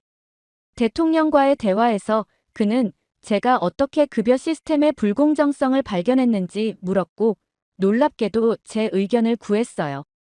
이런 시스템적 불평등을 해결하기 위해 어떤 정책이 필요하다고 생각하나? 준비되지 않은 질문이었지만 지난 몇 주간 고민했던 생각들이 자연스럽게 나왔습니다. 이민 노동자와 빈곤층을 위한 새로운 급여 체계 개혁이 필요합니다. 현재 시스템은 교육 수준과 언어 능력에 따라 불공정하게 설계되어 있어요. 제 설명을 들으며 대통령은 진지하게 고개를 끄덕였어요. 수학은 단순한 숫자가 아닙니다. 불공정함을 해결하는 도구입니다. 방정식과 데이터를 통해 우리는 보이지 않는 불평등을 명확하게 드러낼 수 있어요. 대통령은 제 제안에 깊은 관심을 보였고 행사가 끝난 후 경제자문단을 소개해 주었습니다. 그는 제 아이디어를 경제정책에 반영할 것을 약속했어요. 워싱턴을 떠나기 전 국회의사당 앞에 서서 사진을 찍었습니다. 문득 아버지의 말씀이 떠올랐어요. 세상은 공평하지 않다. 그 말씀은 여전히 사실이었지만 이제 저는 그 불공평함에 맞서 싸울 수 있는 도구를 가지고 있었습니다. 바로 수학이었죠. 뉴욕으로 돌아온 다음 날 모든 주요 채널에서 같은 헤드라인이 나왔습니다. 아시아계 청소부 아들이 미국을 바꾸다. 제 이야기는 갑자기 전국적인 관심사가 되었어요. 학교에서는 모두가 저를 다르게 바라봤습니다. 카메라 플래시와 인터뷰 요청이 빗발쳤고 유명 대학들에서 장학금 제안도 들어왔어요. 그러나 저는 곧 이 모든 것이 제가 원했던 삶이 아니라는 걸 깨달았습니다. 아버지의 다리는 이제 많이 나아졌지만 완전히 회복되지는 않았어요. 그래서 방과 후 시간이면 저는 여전히 아버지가 일하시는 빌딩으로 갔습니다. 깨끗한 유니폼을 입고 청소 도구를 들고 복도를 닦았어요. TV에 나온 애가 왜 여기서 청소를 해? 건물 관리인이 놀라워했지만 저는 당당했습니다. 이제 그는 더 이상 저를 무시하지 않았어요. 하지만 청소 일을 돕는 것만으로는 충분하지 않았습니다. 매일 밤 컴퓨터 앞에서 뉴욕 노동자들의 급여 데이터를 분석했어요. 이민자와 소수 인종 노동자들을 위한 더 공정한 급여 체계 모델을 만들어가고 있었습니다. 또 다른 변화도 시작했어요. 매주 토요일 오전 지역 커뮤니티 센터에서 무료 수학 교실을 열었습니다. 처음에는 소피와 그녀의 친구들 몇 명만 왔지만 점점 소문이 퍼져 교실이 꽉 찰 정도가 되었어요. 아이들의 눈이 반짝이는 순간이 저를 행복하게 했습니다. 특히 기뻤던 순간은 브라이언이 자신의 여동생을 데리고 왔을 때였어요. 그렇게 한 학기가 지나고 백악관에서 다시 연락이 왔습니다. 제가 제안한 모델이 실제 정책에 반영되기 시작했다는 소식이었어요. 소피가 물었습니다. 오빠, 왜 유명해질 수 있는데 그냥 청소부로 남아있어? 저는 미소 지으며 대답했어요. 수학은 나를 위해서가 아니라 우리 모두를 위해 존재하는 거야. 유명해지는 것보다 중요한 건 변화를 만들어내는 거지. 가을이 깊어가던 어느 저녁, 빌딩 옥상에 올라가 청소를 마치고 잠시 쉬었습니다. 맨해튼의 빛나는 야경이 발 아래 펼쳐졌어요. MIT와 콜롬비아 대학에서 장학금 제안이 왔지만 어떤 선택을 하든 그것은 단지 시작일 뿐이었습니다. 밤하늘을 바라보며 마음속으로 다짐했어요. 이제 내 삶의 방정식을 풀어가야 할 차례야. 바람이 불어오자 몸을 떨었지만 가슴속은 따뜻했습니다. 저 멀리서 아버지가 부르는 소리가 들렸어요. 청소 도구를 정리하며 미소 지었습니다. 오늘도 저는 청소부의 아들이었지만 이제는 그것이 자랑스러웠습니다. 정말 믿을 수 없는 일이 일어났습니다. 赤木俊夫さんの墓前に、お墓参りをされるべきではないかというふうに思います。 최근 유명 반도체 연구원의 폭탄 발언으로 인해 회의장이 아수라장이 되었다고 합니다. 많은 이들이 분노하며 심한 질타를 보냈다고 하죠. 하지만 그가 한 자료를 보여주자마자 모두 경악을 금치 못하고 큰 충격에 빠졌다고 하는데요. 대체 무슨 일이 있었던 걸까요? 안녕하세요. 저는 타케다 유지입니다. 일본 최고의 반도체 기업 니온테크의 수석 연구원이죠. 15년간 이 분야에서 일하며 일본 반도체 기술의 우수성을 증명해 왔습니다. 그만큼 일본 반도체 기술에 큰 자부심을 가지고 있었죠. 그런데 요즘 저를 짜증나게 하는 게 있습니다. 바로 한국이죠. 오늘 아침부터 기분이 좋지가 않더군요. 평소와 다름없이 신문을 보는데 한국에 대한 기사가 줄지어 나열되어 있었습니다. 특히 반도체 부문에서 말이죠. 기사를 보며 저는 콧방귀를 뀌었습니다. 한국이 반도체 강국이라고요? 웃기지도 않습니다. 그들은 우리가 버린 기술 쓰레기를 주어 겨우 따라하는 모방꾼에 불과하니까요. 역사적으로도 오래전부터 그래왔죠. 저희 덕분에 발전을 해놓고는 오히려 저희에게 불만만 품고 감사할 줄도 모르는 나라였잖아요. 게다가 10년 전 도쿄대 시절 한국 교환학생들이 일본 기술 자료를 훔쳐가는 것을 직접 목격한 적도 있었습니다. 저는 그 후로 더욱 한국을 절대 신뢰하지 않았어요. 자신의 힘으로 올라갈 생각을 해야지 남의 것을 뺏고 베끼려고만 하는 그런 파렴치한 나라를 어떻게 인정하겠어요? 지금 삼성과 현대가 세계적 기업이라고 다들 떠들어대지만 솔직히 말하면 도요타의 발끝에도 못 미치는 삼류 기업이에요. 어찌 감히 우리 일본과 겨루겠다는 건지 가소롭습니다. 무슨 실력으로요? 저품질 메모리 반도체나 대량 생산하는 공장 노동자들이 진정한 기술을 이해할 리 없죠. 중국과 다를 게 없는 놈들이에요. 아니, 그들보다 더 심할지도 모르죠. 그에 반해 일본 반도체는 세계 최강이며 영원히 그들은 따라올 수 없어요. 이것이 제 확고한 신념입니다. 15년 동안 연구한 제가 보증하니까요. 물론 그때는 그렇게 생각했었습니다. 그 일이 있기 전까지는 말이죠. 그날도 저는 연구실에서 신입 연구원들을 교육하고 있었습니다. 저는 일본 반도체의 역사가 곧 세계 반도체의 역사라고 신입들에게 강조했어요. 10명의 신입들은 성공한 연구원인 저를 경외의 눈빛으로 바라보고 있었습니다. 저는 그 기대에 부응하기 위해 80년대부터 90년대까지 우리 일본은 반도체 강국이었고 다시 그 영광을 되찾을 날이 머지않았다고 말했어요. 그때였습니다. 앞줄에 앉은 나카무라가 최근에 한국이 반도체 강국이라는 이야기에 대해 질문을 하더군요. 그 순간 제 얼굴에 미소가 번졌어요. 이런 질문은 항상 예상하고 있었으니까요. 저는 고민 없이 한국이 반도체 강국이라는 말은 말도 안 되며 잠시 운이 좋았을 뿐이라고 단호하게 말했습니다. 삼성이 아무리 커봤자 도요타만큼은 아니라는 점도 강조했죠. 일본의 기술력은 절대 따라올 수 없다고 말했어요. 제 말에 신입들이 고개를 끄덕였습니다. 그들의 눈에서 자부심이 느껴졌어요. 일본인으로서의 긍지를 심어주는 모습을 보니 뿌듯하더군요. 그때였어요. 가장 조용하던 모리 연구원이 손을 들었습니다. 그는 항상 말이 없던 친구였어요. 모리는 그렇다면 왜 우리 회사가 한국 반도체 소재를 수입하는지 질문했습니다. 순간 실험실이 침묵에 빠졌어요. 모든 시선이 저에게 쏠렸습니다. 제 가슴이 갑자기 빠르게 뛰기 시작했죠. 이런 질문은 예상하지 못했거든요.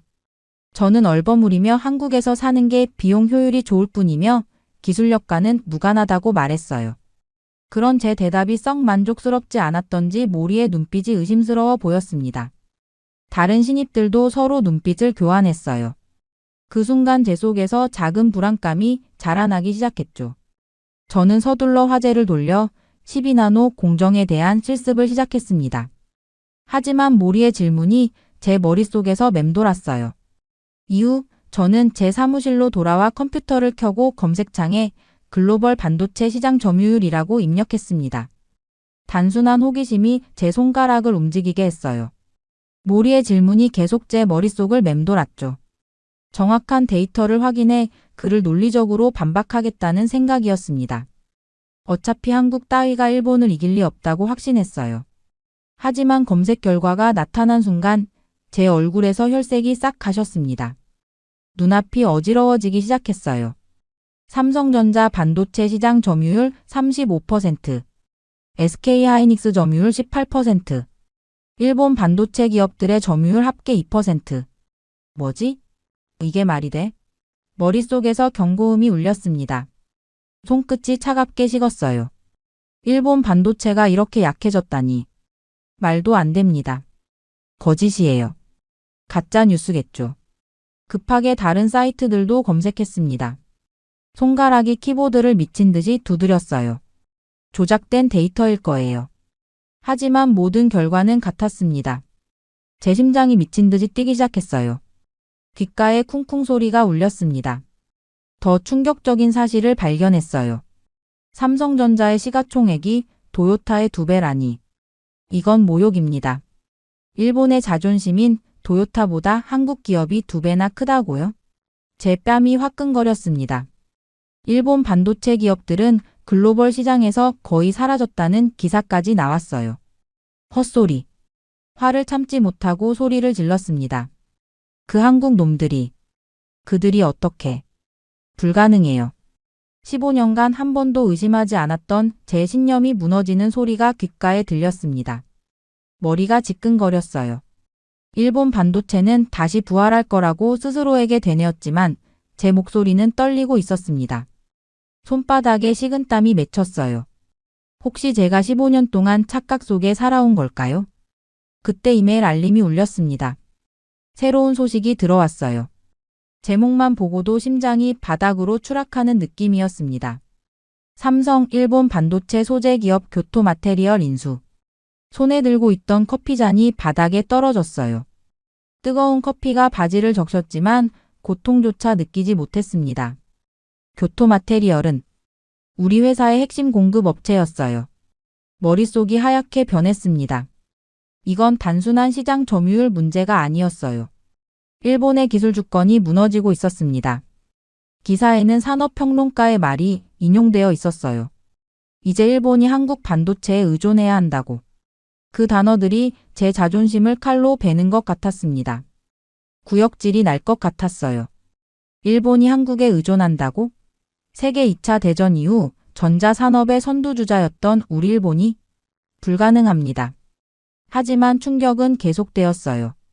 니온테크의 최대 고객사였던 소니와 도시바가 한국 반도체 기업과 직거래를 시작했다는 소식이었습니다. 미츠비시 전자도 삼성과 반도체 협력 계약을 체결했어요. 배신자들 모두 일본을 배신했습니다. 분노가 치밀어 올랐어요.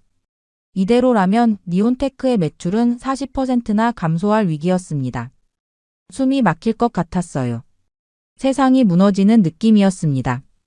15년간 믿어온 모든 것이 거짓이었나요? 제 삶의 의미가 흔들렸습니다. 그때 사내 전화가 울렸어요. 사장 마츠 히데키의 비서였습니다. 즉시 사장실로 오라는 지시였어요. 제 다리가 후들거렸습니다. 사장실로 향하는 복도가 마치 사형장으로 가는 길처럼 느껴졌어요. 물론 그때는 알지 못했습니다. 곧 제 인생을 뒤흔들 만한 일이 일어날 걸라 사실을 말이죠. 긴장된 상태로 사장실 문을 열자 마츠이 사장이 창가에 서 있었습니다. 그의 얼굴에는 깊은 주름이 패여 있었어요. 이후 그의 입에서 나온 말은 매우 충격적이었죠. 그는 이대로 가면 니온테크는 망한다고 말했습니다. 순간 저는 제 두 귀를 의심했어요. 우리 회사가 망한다고? 일본의 자존심인 니온테크가? 하지만 그 이후에 나온 말은 저를 완전히 얼어붙게 만들었습니다. 제게 당장 한국에 가서 기술 차이를 직접 확인하고 오라고 하더군요. 그는 더 이상 우리가 최고라는 환상을 가질 시간이 없다고 했어요. 환상이라고요? 15년간 제가 믿어온 모든 것이 환상이었다고요? 제 자존심이 산산조각 났습니다. 한국에 가서 그들에게 배우라고요? 차라리 죽는 게 나을 것 같았어요. 하지만 사장의 눈에서 절박함이 보였습니다. 그는 지금 당장 떠나라고 명령했어요. 단칼에 거절하고 싶었지만 회사 상황을 생각하면 그럴 수가 없었습니다. 결국 저는 억지로 고래를 끄덕이고 사무실로 돌아와 여권을 꺼냈죠. 그리고 다음 날 밤 비행기 창문에 이마를 기대고 있자니 복잡한 감정이 밀려왔습니다. 내가 왜 한국 따위에 가야 하는 거지? 이 질문이 계속 머릿속을 맴돌았어요. 비행기가 이륙하는 동안 도쿄의 불빛은 점점 작아졌고 그와 함께 제 자존심도 무너져 내렸습니다. 말씀드렸다시피 한국이 싫었어요. 아니, 혐오했으니까요. 어린 시절부터 우리 아버지는 늘 말씀하셨죠. 유지 한국인들은 우리 기술을 훔쳐간다. 저는 복잡한 머리를 잠재우려 비행기 좌석에 깊숙이 몸을 묻고 눈을 감았습니다. 한국이 반도체 강국이라니 웃기는 소리입니다. 우리는 일본 반도체의 전성기를 이끈 연구진입니다. 80년대에 우리가 세계를 지배했던 그 영광의 역사를 어떻게 잊을 수 있겠어요? 그때였습니다. 옆자리 일본인 사업가가 말을 걸어왔어요. 한국 출장인가요? 마지못해 고개를 끄덕였습니다. 그는 밝게 웃으며 말했어요. 저는 한 달에 2번씩 서울에 갑니다. 삼성과 거래하죠. 정말 대단한 회사예요. 속이 부글부글 끓었습니다. 일본인이 한국 기업을 칭찬하다니요. 배신자 같았어요. 하지만 그의 표정은 진지했습니다. 처음에는 저도 반신반의했어요. 하지만 그들의 기술력은 정말 놀랍습니다. 우리가 배울 점이 많아요. 저는 그저 말없이 고개를 돌렸습니다. 창밖은 어둠뿐이었어요. 마치 제 미래처럼요. 일본의 자존심이 이렇게 무너지는 것을 보는 게 고통스러웠습니다. 기내 엔터테인먼트 시스템을 켰어요. 스크린에는 최신 삼성 로고가 있었습니다. 아이러니했죠. 일본 항공사인데 한국 기업의 시스템을 사용하다니요. 이건 어디에도 피할 수 없는 현실이었습니다. 거짓말이야. 파일을 덮으며 중얼거렸습니다. 하지만 제 목소리에는 확신이 없었어요. 저는 깊게 심호흡을 했습니다. 가슴속의 자존심이 아직도 저항했지만 이성은 이미 현실을 받아들이고 있었어요. 이번 출장의 목적을 다시 생각했습니다. 한국의 기술력을 직접 확인하고 니온테크를 살릴 방법을 찾는 것이었죠. 그렇게 3시간의 비행 끝에 기장이 착륙 안내 방송을 했습니다. 창밖으로 서서히 인천의 불빛이 보이기 시작했어요. 생각보다 밝고 현대적이었습니다. 제 선입견과는 달랐죠. 잠시 후 인천국제공항에 도착하겠습니다. 가슴이 조여왔어요. 한국 땅을 밟는다는 것이 아직도 믿기지 않았습니다. 하지만 이미 돌이킬 수 없는 강을 건너고 있었어요. 마침내 비행기가 인천공항 활주로에 착륙했습니다. 창밖으로 보이는 공항의 모습은 제가 상상했던 것과 달랐어요. 너무 현대적이었죠.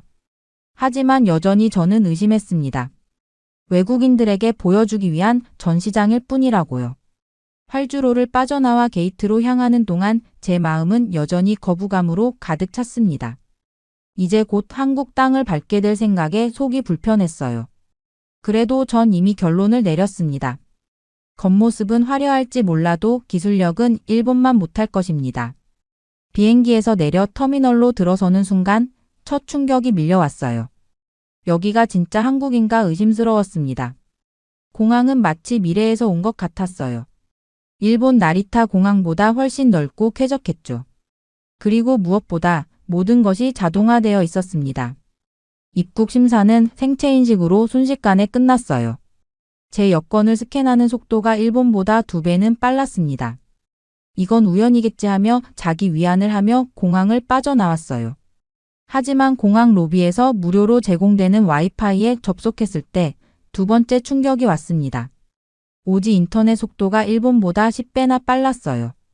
대용량 파일이 몇 초 만에 다운로드 됐습니다. 이게 말이 되는지 의문이 들었어요. 머릿속이 혼란스러웠습니다. 택시를 타고 호텔로 가는 길, 창밖으로 보이는 서울의 모습은 또 다른 충격이었어요. 초고층 빌딩들, 첨단 디지털 광고판, 그리고 거리 곳곳에 보이는 스마트 기기들. 도쿄보다 더 미래지향적으로 느껴졌죠. 택시기사는 친절했습니다. 그가 한국어로 말했지만 스마트폰 앱이 실시간으로 일본어로 번역해 주었어요. 기사가 일본에서 왔는지 물었고 저는 반도체 회사에 근무한다고 짧게 답했습니다. 그는 제가 삼성이나 SK 하이닉스를 방문하는지 추측했어요. 그의 말에 별로 대답하고 싶지 않았습니다. 기사는 계속 한국 반도체가 세계 최고라며 주식 덕분에 택시를 현금으로 샀다고 자랑했어요. 마지못해 미소를 지었지만 속으로는 불편했습니다. 그의 자부심이 제 자존심을 건드렸어요. 호텔에 도착해서야 그의 수다에서 벗어날 수 있었습니다. 다음 날 아침 삼성 반도체 공장을 방문했어요. 멀리서 봤을 때부터 압도적이었습니다. 마치 미래 도시를 보는 것 같았어요. 일본 어느 공장보다 규모가 컸고 첨단 설비들로 가득했습니다. 안내원이 공장을 소개했어요. 그녀의 설명을 들으며 제 얼굴이 점점 굳어졌습니다. 클린룸은 일본 표준보다 훨씬 엄격했고 자동화 시스템은 우리보다 3세대 이상 앞서 있었어요. 이게 정말 한국인지 의심스러웠습니다. 중얼거렸지만 누구도 듣지 못했어요. 제 목소리가 너무 작았으니까요. 특히 UV 장비를 보는 순간 제 세계관이 완전히 흔들렸습니다. 일본에서는 아직 상용화하지 못한 기술이었어요. 우리 일본보다 훨씬 앞서 있다는 사실이 충격적이었습니다. 인정하기 싫었지만 사실이었어요. 제가 15년 동안 믿어온 것들이 모두 거짓이었습니다. 일본이 한국보다 기술적으로 우월하다는 생각이요. 현실은 정반대였어요. 점심시간 공장 구내식당에서 밥을 먹으며 제 손이 떨리는 것을 느꼈습니다. 충격이 너무 컸어요. 믿을 수 없었습니다. 15년 동안 한국을 무시해온 제가 틀렸다는 것을요. 공장 구내식당에서 간단히 점심을 마친 후 본격적인 공장 견학이 이어졌습니다. 사장님이 저를 한국으로 보낸 진짜 이유가 여기에 있었을 거예요. 이제부터 제가 보게 될 것들은 더 충격적이었습니다. 안내원은 먼저 삼성 반도체 클린룸으로 저를 안내했어요. 방진복을 입고 특수 에어 샤워실을 통과하는 순간 숨이 막혔습니다. 일본의 클린룸과는 차원이 달랐어요. 먼지 입자 관리 수준이 일본보다 5세대나 앞서 있었습니다. 여기는 10나노급 이하의 반도체를 생산하는 구역입니다. 안내원의 설명을 들으며 제 심장이 빠르게 뛰었어요. 10나노급이라니. 우리 니온테크는 아직 14나노에서 고전하고 있었습니다. 그것도 수율이 겨우 70% 수준이었죠. 하지만 여기 삼성의 수율은 95%가 넘었어요. 특히 EUV 공정 라인을 보는 순간 제 몸에서 힘이 빠졌습니다. 일본은 아직 이 기술을 상용화하지 못했어요. 연구 단계에 머물러 있었죠. 하지만 삼성은 이미 수년째 양산하고 있었습니다. EUV 장비는 네덜란드 ASML사에서 독점 공급하는데 전 세계에 몇 대 없는 장비입니다. 저희 삼성은 가장 많은 수량을 확보했죠. 안내원의 말이 마치 멀리서 들리는 것 같았어요. 제 귀를 의심했습니다. 일본 기업들은 이 장비 한 대 구매하는데도 어려움을 겪고 있었는데 삼성은 이미 수십 대를 운용 중이라니요. 오후에는 SK 하이닉스도 방문했습니다. 이곳에서의 충격은 더 컸어요. SK 하이닉스의 AI 반도체 개발 현황이 믿기지 않았습니다.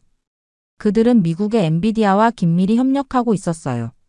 저희는 엔비디아와 공동으로 차세대 AI 반도체를 개발 중입니다. 세계 최초로 3나노 공정을 적용한 AI 칩이 될 거예요. 현장 연구원의 자부심 넘치는 설명을 들으며 제 마음은 무너져 내렸습니다. 일본은 이런 글로벌 협력에서 완전히 소외되어 있었어요. 이제 일본 반도체는 끝났다는 생각이 머릿속을 지배했습니다. 회의실에서 브리핑을 받는 동안 한 장의 슬라이드가 제 시선을 사로잡았어요. 전 세계 첨단 전자제품에서 한국 반도체의 점유율을 보여주는 차트였습니다. 스마트폰, 서버, 자동차, 전자장치. 모든 분야에서 한국이 지배적이었어요. 한국 없으면 일본 경제도 멈춘다는 슬라이드의 제목이 눈에 들어왔습니다. 일본의 가전제품, 자동차, 로봇 산업. 모두가 한국 반도체에 의존하고 있었어요. 제 얼굴이 창백해졌습니다. 손에 든 펜을 떨어뜨릴 정도로 충격이 컸어요. 타케다 씨 괜찮으세요? 옆자리의 일본계 직원이 걱정스럽게 물었습니다. 그는 20년 전 삼성으로 이직한 일본인이었어요. 한때 우리 회사의 선배였던 사람이었죠. 네, 괜찮습니다. 거짓말이었어요. 전혀 괜찮지 않았습니다. 오랜 시간 믿어온 세계관이 무너지는 느낌이었어요. 과거 우리는 한국을 가르치는 입장이었습니다. 하지만 이제는 정반대였어요. 우리가 한국에게 배워야 했습니다. 그날 밤 저는 호텔방에 앉아 노트북 앞에서 오랫동안 생각에 잠겼습니다. 손가락은 키보드 위에 얹어져 있었지만 타이핑을 시작할 수 없었어요. 보고서에 무슨 내용을 담아야 할까요? 어떻게 이 현실을 솔직하게 사장님께 전달할 수 있을까요? 무엇보다 일본은 왜 이렇게 뒤처지게 되었는지 이해해야 했습니다. 창밖으로 보이는 서울의 밤 풍경을 바라보며 깊은 숨을 내쉬었어요. 그리고 제목을 타이핑했습니다. 일본은 왜 망했고 한국은 왜 떴는가? 먼저 일본의 문제점을 정리했습니다. 종신 고용 시스템부터 시작했어요. 한때 일본의 자랑이었던 이 제도가 이제는 기업의 발목을 잡고 있었습니다. 능력과 상관없이 나이와 연차로 평가받는 연공서열 문화도 문제였어요. 그리고 무엇보다 큰 문제는 변화를 거부하는 보수적인 기업 문화였습니다. 우리는 과거의 성공에 취해 변화를 거부했다. 키보드를 두드리며 쓴웃음이 났어요. 지금까지 제가 반도체 업계에서 해온 일들이 떠올랐습니다. 새로운 기술 도입을 주저했던 순간들, 외국 기술에 대한 불신, 그리고 자만심. 모두 일본 반도체 산업의 몰락에 기여했던 요소들이었어요. 그 옆에 한국의 성공 요인을 적었습니다. 끊임없는 도전 정신이 가장 먼저 떠올랐어요. 삼성과 SK 하이닉스는 실패를 두려워하지 않았습니다. 실패해도 다시 일어나 도전했죠. 초격차 기술에 대한 집착적인 투자도 놀라웠어요.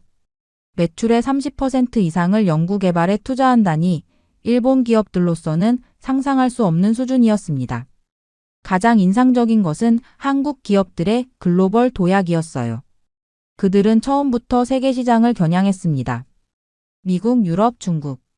어디든 기회가 있는 곳이라면 주저없이 뛰어들었죠. 일본 기업들이 내수 시장에 안주하는 동안 한국 기업들은 세계를 무대로 성장했습니다. 특히 2019년 일본의 반도체 소재 수출 규제가 가져온 결과는 가장 아이러니했어요. 당시 우리 일본은 한국을 압박하려 했지만 결과적으로 한국의 반도체 소재 자립을 앞당기는 계기가 되었습니다. 한국은 위기를 기회로 바꾸었어요. 불과 3년 만에 핵심 소재들을 자체 개발하거나 대체 공급망을 구축했습니다. 위기가 기회였다. 이제 상황은 완전히 역전되었어요. 일본 기업들이 한국 반도체 없으면 제품 생산도 못하는 지경에 이르렀습니다. 일본의 자랑이던 가전제품들, 카메라, 게임기, 자동차, 전자장치 모두 한국산 반도체에 의존하고 있었어요. 이 현실을 받아들이기 힘들었지만 사실이었습니다. 타이핑을 마치고 문서를 다시 읽어보았어요. 쓰라린 진실이 담긴 보고서였습니다. 마지막 문장을 타이핑했습니다. 우리가 한국을 무시하는 동안 한국은 우리를 뛰어넘었다. 창가로 다가가 서울의 밤 풍경을 바라봤어요. 강남의 고층 빌딩들이 빛나고 있었습니다. 그 빛은 이제 도쿄보다 더 밝게 느껴졌어요. 제 마음은 복잡했습니다. 자존심은 상처받았지만 동시에 배울 점이 많다는 것을 인정해야 했어요. 호텔방 전화기가 울렸습니다. 니온테크 한국지사의 직원이었어요. 내일 SK 하이닉스 연구소를 방문할 예정이라고 했습니다. 그곳에서 더 많은 것을 보게 될 것이라고요. 다음 날 아침 SK 하이닉스 연구소를 방문했습니다. 미래기술연구센터의 책임자가 직접 안내를 맡았어요. 그의 첫 말이 제 귀에 꽂혔습니다. 2030년까지 삼성과 SK 하이닉스의 세계 반도체 시장 점유율은 50%를 넘어설 것으로 전망됩니다. 순간 숨이 막혔어요. 50%라니. 현재도 두 회사의 점유율이 이미 40%에 육박한다고 했습니다. 작년보다 5% 증가했다는 사실이 충격적이었어요. 연구소 내부를 돌아보는 동안 AI 반도체 개발 구역이 제 시선을 사로잡았습니다.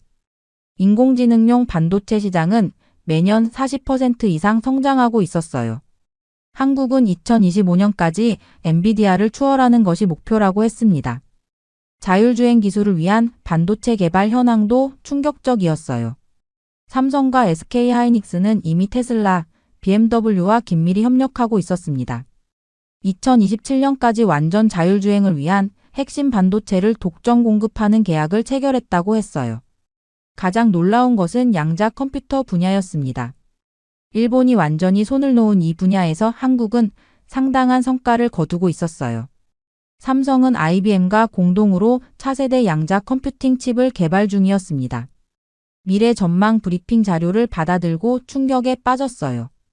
일본의 반도체 기업들은 2030년에는 글로벌 시장에서 1% 미만의 점유율만 가질 것으로 예상되었습니다. 거의 사라지는 수준이었어요. 점심시간 한국 연구원들과 대화할 기회가 있었습니다. 그들은 놀랍게도 일본에 대한 존경을 표현했어요. 과거 일본의 반도체 기술이 얼마나 대단했는지 알고 있었습니다. 호텔로 돌아오는 길 깊은 생각에 잠겼어요. 우리 일본이 다시 살아남으려면 한국에게 배워야 했습니다. 그들의 도전 정신, 미래를 예측하는 능력, 과감한 투자 결정. 모든 것을 배워야 했어요. 사장님께 보낼 최종 보고서를 작성하며 마지막 문장을 적었습니다. 우리가 다시 살아남으려면 한국에게 배워야 합니다. 그렇게 저는 일본으로 돌아가는 비행기에 몸을 실었습니다.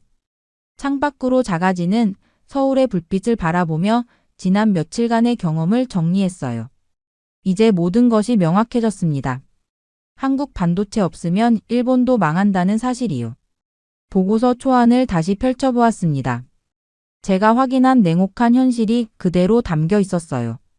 일본의 모든 첨단 산업 마이너스 자동차, 로봇, 전자제품, 심지어 의료기기까지 마이너스 모두 한국 반도체에 의존하고 있었습니다. 우리가 그토록 무시했던 나라가 이제는 우리의 생명줄을 쥐고 있었어요. 반도체 전쟁에서 한국은 이미 압도적으로 승리했습니다. 우리가 자만심에 빠져 있는 동안 그들은 끊임없이 혁신하고 발전했어요. 삼성과 SK 하이닉스는 이제 세계 시장을 양분하고 있었습니다. 일본 기업들은 변방에서 겨우 명맥만 유지하고 있었어요.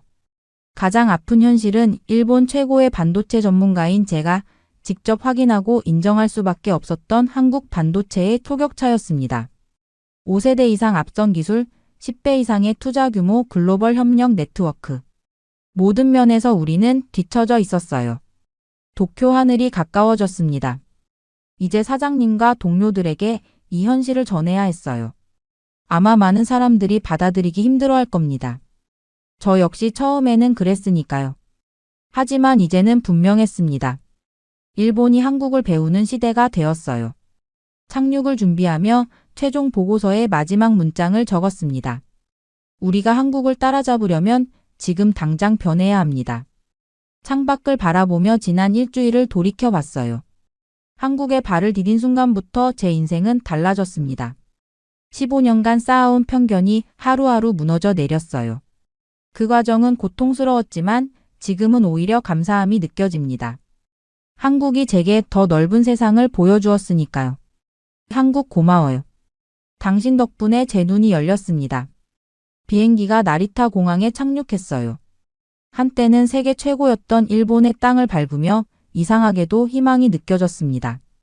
어쩌면 이번 충격이 우리 일본을 다시 일깨울 기회가 될지도 몰라요. 진정한 혁신과 도전의 정신을 되찾을 수 있을지도 모릅니다. 내일 사장님께 보고할 생각을 하니 긴장되었지만 동시에 확신이 들었습니다. 이것이 우리가 가야 할 길이라는 확신이요. 일본의 반도체 산업을 다시 일으키기 위해 우리는 한국에게 배워야 합니다. 이제 시작입니다. 긴급 속보입니다. CNN과 ABC 뉴스가 동시에 보도한 충격적인 뉴스가 전 세계를 뒤흔들고 있습니다. 놀라운 건 뉴스의 주인공이 바로 한국이라는 점인데요. 전문가들은 한국만이 위기를 기회로 바꾸고 있다 라며 주목하고 있을 정도라고 합니다. 대체 무슨 일이 있었던 걸까요? 안녕하세요. 저는 에밀리 브룩스입니다. 미국 ABC 뉴스 수석 기자죠. 파리, 런던, 베를린 같은 유럽 도시들을 누비며 정치와 경제 이슈를 취재해왔습니다. 그런 제게 아시아는 그저 멀고 먼 대륙이었어요. 특히 한국이요. 솔직히 말하자면 무시하는 것에 가까웠죠. 한국이 정확히 어디에 위치해 있는지도 헷갈릴 정도였습니다. 삼성? 그렇죠. K-팝. 하지만 그 이상은 어떤 이미지도 떠오르지 않았어요. 굳이 말하자면 삼성과 K-팝 말고 뭐가 있지? 어차피 중국이나 일본의 그림자 속에 사는 나라 아닌가? 정도였죠. 이런 제 생각은 대학 시절부터 시작되었어요. 하버드에서 국제관계학을 공부할 때였습니다. 아시아 지역학 수업에서 교수님이 하신 말씀이 지금도 생생해요. 한국은 일본과 중국의 역사적 영향을 받으며 성장한 나라다. 경제적으로 성공했지만 문화적, 정치적 영향력은 거의 없다. 세계 무대에서는 이류 국가지. 그 말을 들으며 고개를 끄덕였던 기억이 납니다. 수업 중에 한국 발표를 맡은 학생이 없어서 그 과정을 패스할 정도로 한국은 존재감이 없었으니까요. 그때부터 저는 한국을 굳이 알 필요 없는 나라로 여겼어요. ABC 뉴스에 입사한 후에도 이런 생각은 더 강화됐습니다. 뉴스룸의 분위기가 그랬으니까요. 한국 관련 보도는 항상 같은 주제였어요. K-팝 열풍이라는 일시적 유행, 삼성의 일본 기업 모방, 북한과의 긴장. 그 외에는 언급할 가치도 없다고 여겼죠. 게다가 사무실에서 국제뉴스를 논의할 때면 미국, 유럽, 중국, 러시아는 항상 중요한 의제였습니다. 하지만 한국은요? 완전히 무시됐습니다. 심지어 최근에는 대통령도 쿠데타를 시도했다가 탄핵 과정을 밟고 있지 않던가요? 말세더군요. 이제 대통령도 없으니 북한에게 먹히는 건 식은 죽 먹기라 생각했어요. 한 달에 한 번씩 해외 특파원들과 화상회의를 할 때도 마찬가지였어요. 도쿄, 베이징, 모스크바, 런던에 있는 동료들의 이야기는 항상 흥미진진했어요. 그런데 서울 특파원의 이야기, 솔직히 말하면 그때 저는 노골적으로 카메라를 끄고 커피를 리필하러 가거나 화장실에 다녀오곤 했습니다. 돌아와서는 뭐 중요한 거 놓쳤어? 라고 물으면 동료들은 항상 아니, 별거 없었어라고 했죠. 제 예상대로였습니다. 이런 편견이 쌓이고 쌓여 단단한 벽이 됐습니다. 한국은 중요하지 않은 나라라는 벽말이에요. 하지만 그 벽이 무너지기 시작한 건 편집장 마이클 로렌스가 저를 그의 사무실로 부른 그날부터였습니다. 그때만 해도 저는 몰랐습니다. 제 인생이 완전히 바뀌게 될 거라는 사실을요. 한국이라는 나라가 제 세계관을 완전히 뒤집어 놓을 거라는 사실을요. 그날의 햇살이 유독 밝았습니다. 창밖으로 뉴욕의 고층 빌딩들이 반짝이고 있었죠. 편집장실로 향하는 발걸음이 가벼웠어요. 승진 이야기가 나올 거라 기대했으니까요. 하지만 운명은 제가 전혀 예상하지 못한 방향으로 흘러갔습니다. 지금 생각해보면 그 순간이 제 삶의 터닝 포인트였네요. 한국에 대한 편견으로 가득 찬 저에게 세상은 곧 충격적인 진실을 보여주려 하고 있었습니다. 편집장 마이클 로렌스는 언제나처럼 커다란 창이 있는 사무실에서 저를 기다리고 있었습니다. 에밀리, 앉게. 중요한 이야기가 있어. 마이클의 목소리는 진지했지만 저는 속으로 미소 지었습니다. 드디어 승진인가? 제 머릿속은 이미 런던이나 파리 지국장 자리를 상상하고 있었죠. 우리 회사에서 가장 뛰어난 기자 중 한 명이야. 자네의 유럽 보도는 항상 탁월했어. 제 얼굴에 미소가 번졌습니다. 하지만 그 미소는 마이클의 다음 말에 곧 사라졌죠. 아시아 취재팀을 맡아줬으면 해. 내가 가야 할 곳은 한국이야. 순간 귀를 의심했습니다. 한국이라고요? 왜 하필 한국? 한국이요? 농담하시는 거죠? 전 유럽 전문가입니다. 베를린, 파리라면 모를까? 왜 하필 한국입니까? 마이클은 책상 위에 놓인 태블릿을 들어 저에게 보여줬습니다. 한국 관련 통계와 그래프들이 화면을 가득 채웠어요. 한국이 지금 세계적으로 중요한 나라가 되고 있어. 기술, 경제, 문화 모든 면에서 혁신이 이루어지고 있지. 저는 황당한 표정으로 고개를 저었습니다. 하지만 전 한국은 그냥 작은 나라잖아요. 중국이나 일본처럼 중요한 뉴스가 나올 리 없어요. 마이클은 제 말을 무시하고 계속했습니다. 반도체, 인공지능, 배터리 기술. 지금 세계 경제의 핵심을 한국이 움직이고 있어. K컬처는 전 세계 젊은이들의 트렌드를 주도하고 있고, 저는 짜증이 치밀어 올랐습니다.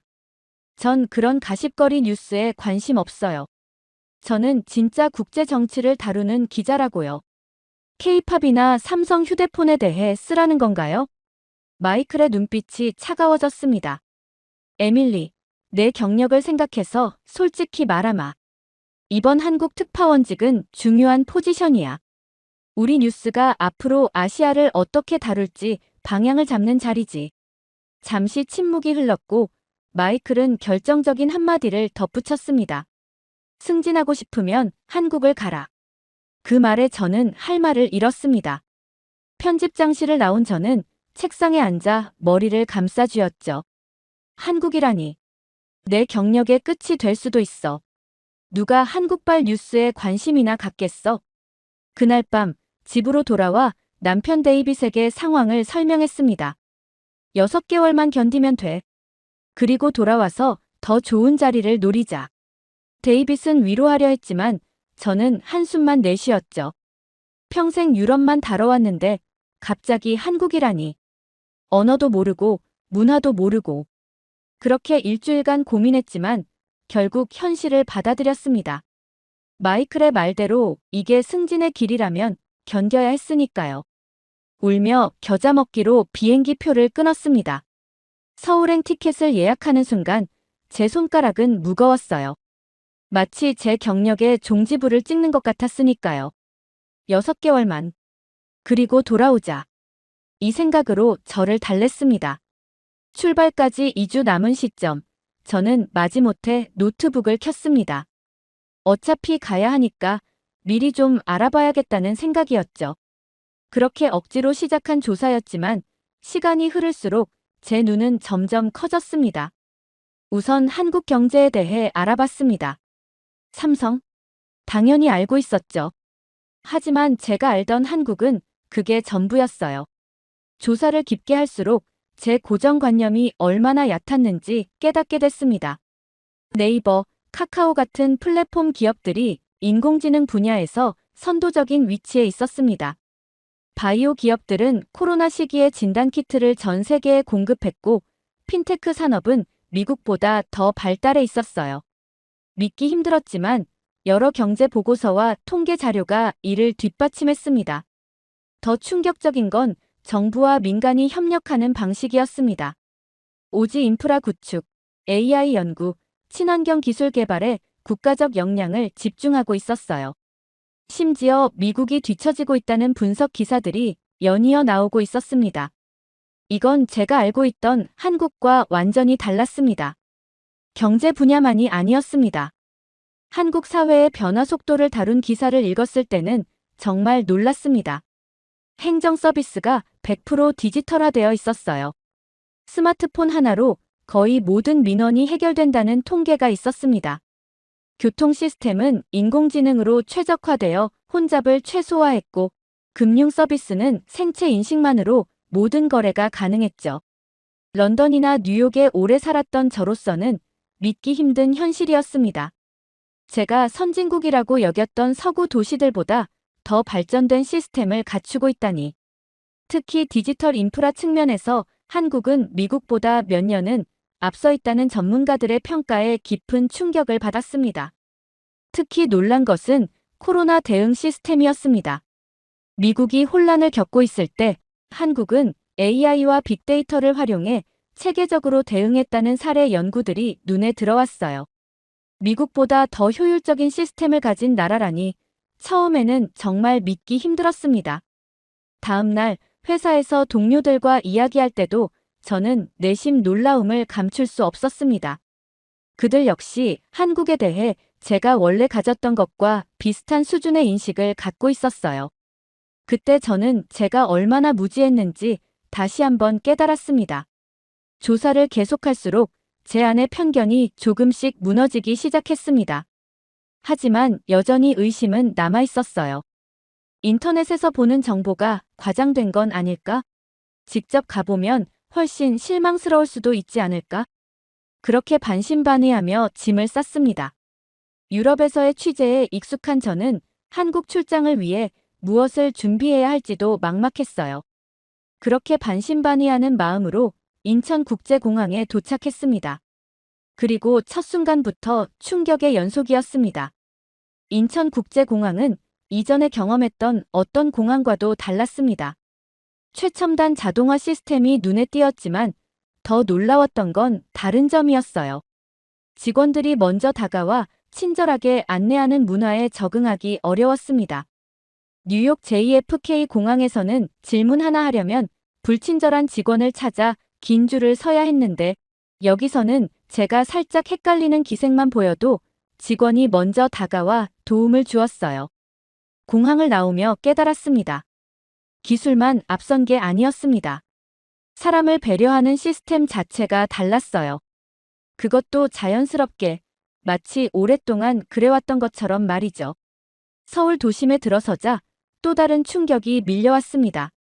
제가 예상했던 것은 삼성과 현대 같은 대기업들이 지배하는 차가운 도시였어요. 하지만 눈앞에 펼쳐진 서울은 자동화가 아니라 조화였습니다. 경복궁 옆에 초현대적인 건물이 있고 고층 빌딩 사이에 전통 한옥이 보존되어 있었어요. 이렇게 현대적인 도시에서 어떻게 옛것을 그대로 유지했는지 신기했습니다. 길거리를 걸으며 또 하나 발견한 특이점은 소음이었습니다. 정확히는 소음의 부재였죠. 뉴욕에서는 끊임없이 들리는 경적 소리가 서울에서는 거의 들리지 않았어요. 차들은 질서정연하게 움직였고 운전자들은 서로를 배려했습니다. 횡단보도에는 LED 바닥 조명이 설치되어 있어 보행자를 인식하고 신호를 알려주었어요. 미국에서 볼 수 없던 광경이었습니다. 호텔에 체크인하고 배가 고파 늦은 밤에 음식을 찾았습니다. 미국이었다면 패스트푸드점을 찾아 헤맸겠지만 서울에서는 새벽 2시에도 배달 앱으로 주문이 가능했어요. 30분 만에 따뜻한 한국 음식이 호텔 로비에 도착했습니다. 피로가 풀리는 느낌이었어요. 다음 날 근처 편의점에 들렀는데 또 놀랐습니다. 갓 만든 도시락들이 진열되어 있었고 품질이 뉴욕의 고급 델리 수준이었어요. 미국의 편의점과는 차원이 달랐습니다. 취재를 위해 필요한 서류를 발급받으러 주민센터에 방문했을 때는 더 큰 충격이 있었습니다. 서류 발급이 몇 분 만에 끝났어요. 미국에서는 같은 서류를 받기 위해 몇 주가 걸리고 여러 부서를 오가며 스트레스 받았던 기억이 떠올랐습니다. 첫날부터 느낀 이 모든 차이점들이 제 고정관념을 완전히 무너뜨렸습니다. 인터넷에서 본 정보가 과장이 아니었어요. 오히려 직접 경험하니 더 놀라웠습니다. 저는 노트북을 꺼내 처음 느낀 인상들을 빠르게 기록했습니다. 이 나라는 제가 알던 것과 너무 달랐습니다. 어쩌면 이 6개월은 생각보다 흥미로울지도 몰랐습니다. 서울에 도착한 지 일주일이 지나자 본격적인 취재를 시작했습니다.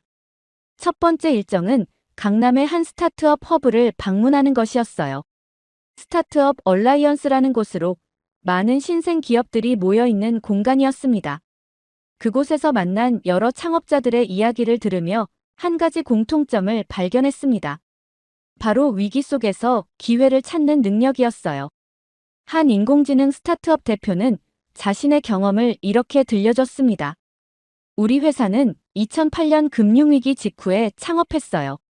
모두가 안전한 길을 택할 때 저희는 역발상으로 새로운 기술에 투자했죠.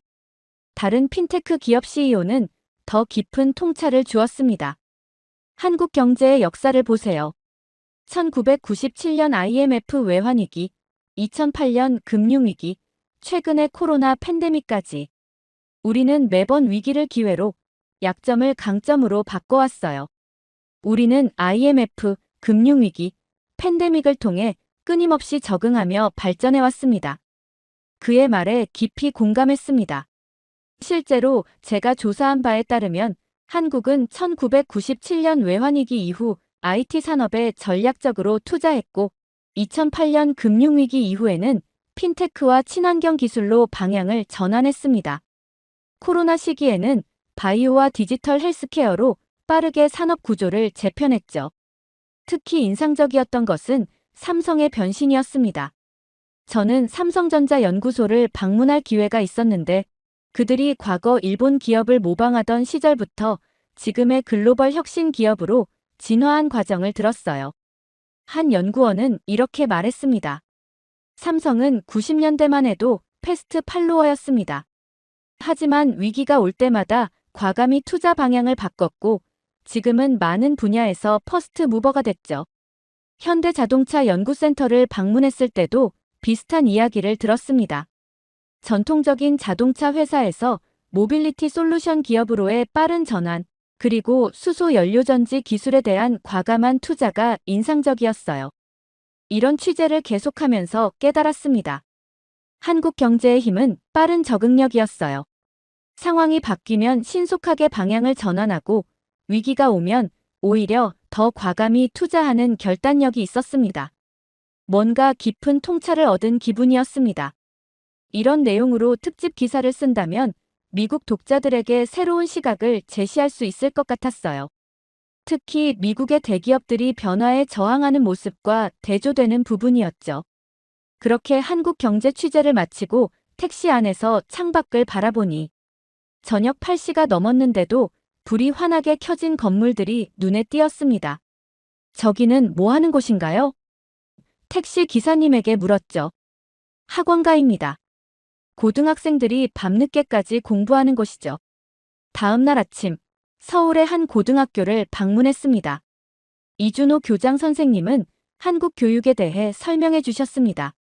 우리나라 학생들은 아침 7시에 등교해서 밤 10시까지 학교나 학원에서 공부합니다. 특히 고3 학생들은 수능을 위해 새벽부터 밤늦게까지 공부하죠. 수업 참관 중 놀라웠던 점은 고등학교인데도 미국 대학 수준의 내용을 다루고 있다는 것이었습니다. 학생 우석은 자신의 일상을 이렇게 설명했어요. 아침 6시에 일어나서 7시에 학교에 도착해요. 정규 수업 후 자율학습하고 학원에 가서 밤 11시가 넘어야 집에 돌아옵니다. 그렇게 공부만 하면 너무 힘들지 않아? 제가 물었습니다. 물론 힘들죠. 하지만 가족과 제 미래를 위해서 열심히 합니다. 우리 부모님 세대는 더 어려운 환경에서 나라를 발전시키셨으니까요. 우석의 말에서 책임감이 느껴졌습니다. 개인의 성취보다 가족과 국가를 위한 노력을 중시하는 가치관이 보였죠. 학원 원장 김태영 씨는 최첨단 교육 시스템을 보여주었습니다. AI 기술로 학생들의 학습 패턴을 분석해 맞춤형 교육을 제공합니다. 한국 교육의 문제점은 없나요? 제가 물었죠. 학생들이 공부에만 집중하다 보니 창의성이나 사회성 발달이 부족할 수 있어요. 요즘은 교육 개혁을 통해 이런 문제를 해결하려 노력하고 있습니다. 호텔로 돌아오며 생각했습니다. 한국은 개인의 성공이 아니라 공동체를 위한 노력을 강조하는 문화가 있구나. 이 교육 시스템이 한국을 디지털 강국으로 만든 원동력이라는 생각이 들었습니다. 교육 시스템을 취재하며 깨달은 공동체를 위한 노력이라는 가치관이 한국 사회 전반에 어떻게 작용하는지 더 알고 싶었습니다. 이를 위해 국가위기 극복 사례를 연구해온 서울대 정치외교학과 박민수 교수를 만났습니다. 한국의 성장 모델은 독특합니다. 위기가 올 때마다 국민, 정부, 기업이 하나 되어 극복했죠. 박 교수의 연구실 벽에는 주요 위기 극복 사례들이 연대순으로 정리되어 있었습니다. 그중 1997년 IMF 외환위기 당시 사진이 제 시선을 사로잡았어요. 이 사진은 국민들이 자발적으로 금을 모으는 모습입니다. 결혼 반지부터 갑옷까지 내놓았죠. 국가 부채를 갚기 위해서였습니다. 믿기 힘든 광경이었습니다. 미국에서는 상상조차 할 수 없는 일이었죠. 2020년 코로나 팬데믹 때도 마찬가지였습니다. 세계에서 가장 빠르게 방역 시스템을 구축했고 국민들은 자발적으로 방역 수칙을 지켰습니다. 이런 위기 극복의 원동력이 궁금했습니다. 한국만의 리더십 모델이 있나요? 제가 물었죠. 위기 때 빠르게 움직이는 정부, 과감히 투자하는 기업, 그리고 단결하는 국민이 삼위일체를 이룹니다. 이 세 주체가 한 방향으로 힘을 모을 때 한국의 저력이 나타납니다.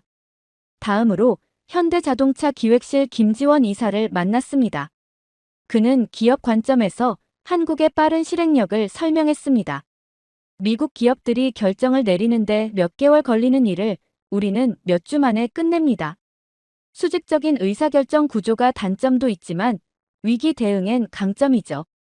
김 이사의 말대로 한국 사회의 실행 속도는 놀라웠습니다.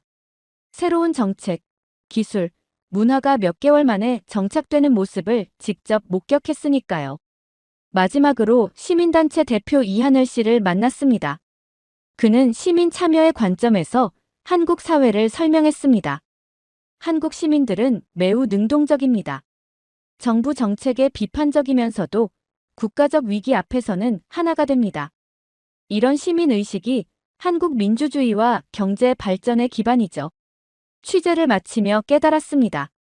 한국의 미래 리더십 모델은 단순한 경제, 성장 전략이 아닌 위기를 기회로 바꾸는 사회적 협력 시스템이었습니다. 이것이 4차 산업혁명 시대에 한국이 선두에 설 수 있는 이유였습니다. 호텔 창밖으로 서울의 야경을 바라보며 지난 6개월간의 취재를 돌아봤습니다.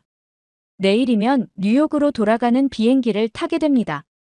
처음 한국에 왔을 때와는 완전히 다른 마음으로 떠나게 될 것 같았습니다.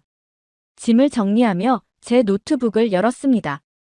한국 도착 첫날 작성했던 메모가 눈에 들어왔습니다. 한국, 6개월만 버티자. 빨리 유럽으로 돌아가야지. 그 글을 보며 쓴웃음이 나왔습니다. 얼마나 무지했던 걸까요? 한국을 단지 삼성과 K-팝의 나라로만 여겼던 저는 이제 없었습니다. 그 자리에는 한국의 진정한 모습을 보게 된 새로운 저가 있었습니다. 인천공항으로 향하는 길, 택시 창밖으로 지나가는 서울의 모습이 마치 작별 인사를 하는 것 같았습니다. 6개월 전에는 그저 번잡한 도시로만 보였던 이곳이 이제는 혁신과 조화가 공존하는 특별한 공간으로 다가왔습니다. 비행기에 오르며 마지막으로 한국 땅을 밟는다는 생각에 왠지 아쉬웠습니다. 창가에 앉아 이륙하는 비행기 안에서 서울이 점점 작아지는 모습을 바라봤습니다. 푸른 한강, 북한산, 그리고 반짝이는 도심의 빌딩들이 하나의 그림처럼 어우러졌습니다. 나는 왜 이렇게 무지했을까? 창밖을 보며 생각했습니다. 미국과 유럽만이 세계의 중심이라고 여겼던 제 시각이 얼마나 편협했는지 깨달았습니다. 한국은 단순히 아시아의 작은 나라가 아니라 미래를 선도하는 혁신의 중심지였습니다. 뉴욕에 도착한 다음 날, 저는 곧바로 ABC 뉴스 본사로 향했습니다. 6개월 전 저를 한국으로 보냈던 마이클 편집장을 만나기 위해서였죠. 사무실로 들어서자 마이클은 반갑게 저를 맞이했습니다. 에밀리, 돌아왔군. 한국은 어땠어? 상상 이상이었습니다. 마이클, 제가 한국에 대해 얼마나 무지했는지 몰라요. 마이클의 사무실에서 제가 경험한 한국의 모습을 열정적으로 설명했습니다. 경제의 혁신성, 교육 시스템의 특징, 위기를 극복하는 리더십 모델까지. 이건 단순한 기사로 끝낼 이야기가 아닙니다. 다큐멘터리를 만들어야 합니다. 미국 사람들, 아니 전 세계가 이 나라를 제대로 알아야 해요. 마이클은 놀란 표정으로 저를 바라봤습니다. 예전의 저라면 상상도 할 수 없는 제안이었으니까요. 한국에 대한 특집 다큐멘터리라. 흥미로운데. 저는 미소를 지었습니다. 난 한국을 다시 보게 됐어요. 그리고 세계도 그래야 해요. 그날 저녁 집으로 돌아와 창밖으로 뉴욕의 스카이라인을 바라봤습니다. 이제 제 눈에는 세계가 달리 보였습니다. 한국에서의 6개월은 단순한 취재 경험이 아니라 제 세계관을 완전히 바꿔놓은 여정이었습니다. 고마워, 한국. 마음속으로 말했습니다. 내 편견을 깨뜨려주고 세상을 더 넓게 볼 수 있게 해줘서. 이제 저는 어떤 나라도, 어떤 문화도 선입견 없이 바라볼 준비가 되어 있었습니다. 한국이 가르쳐준 가장 소중한 교훈은 바로 이것이었습니다. 우리가 알지 못하는 세상에는 배울 것이 무궁무진하다는 사실을요.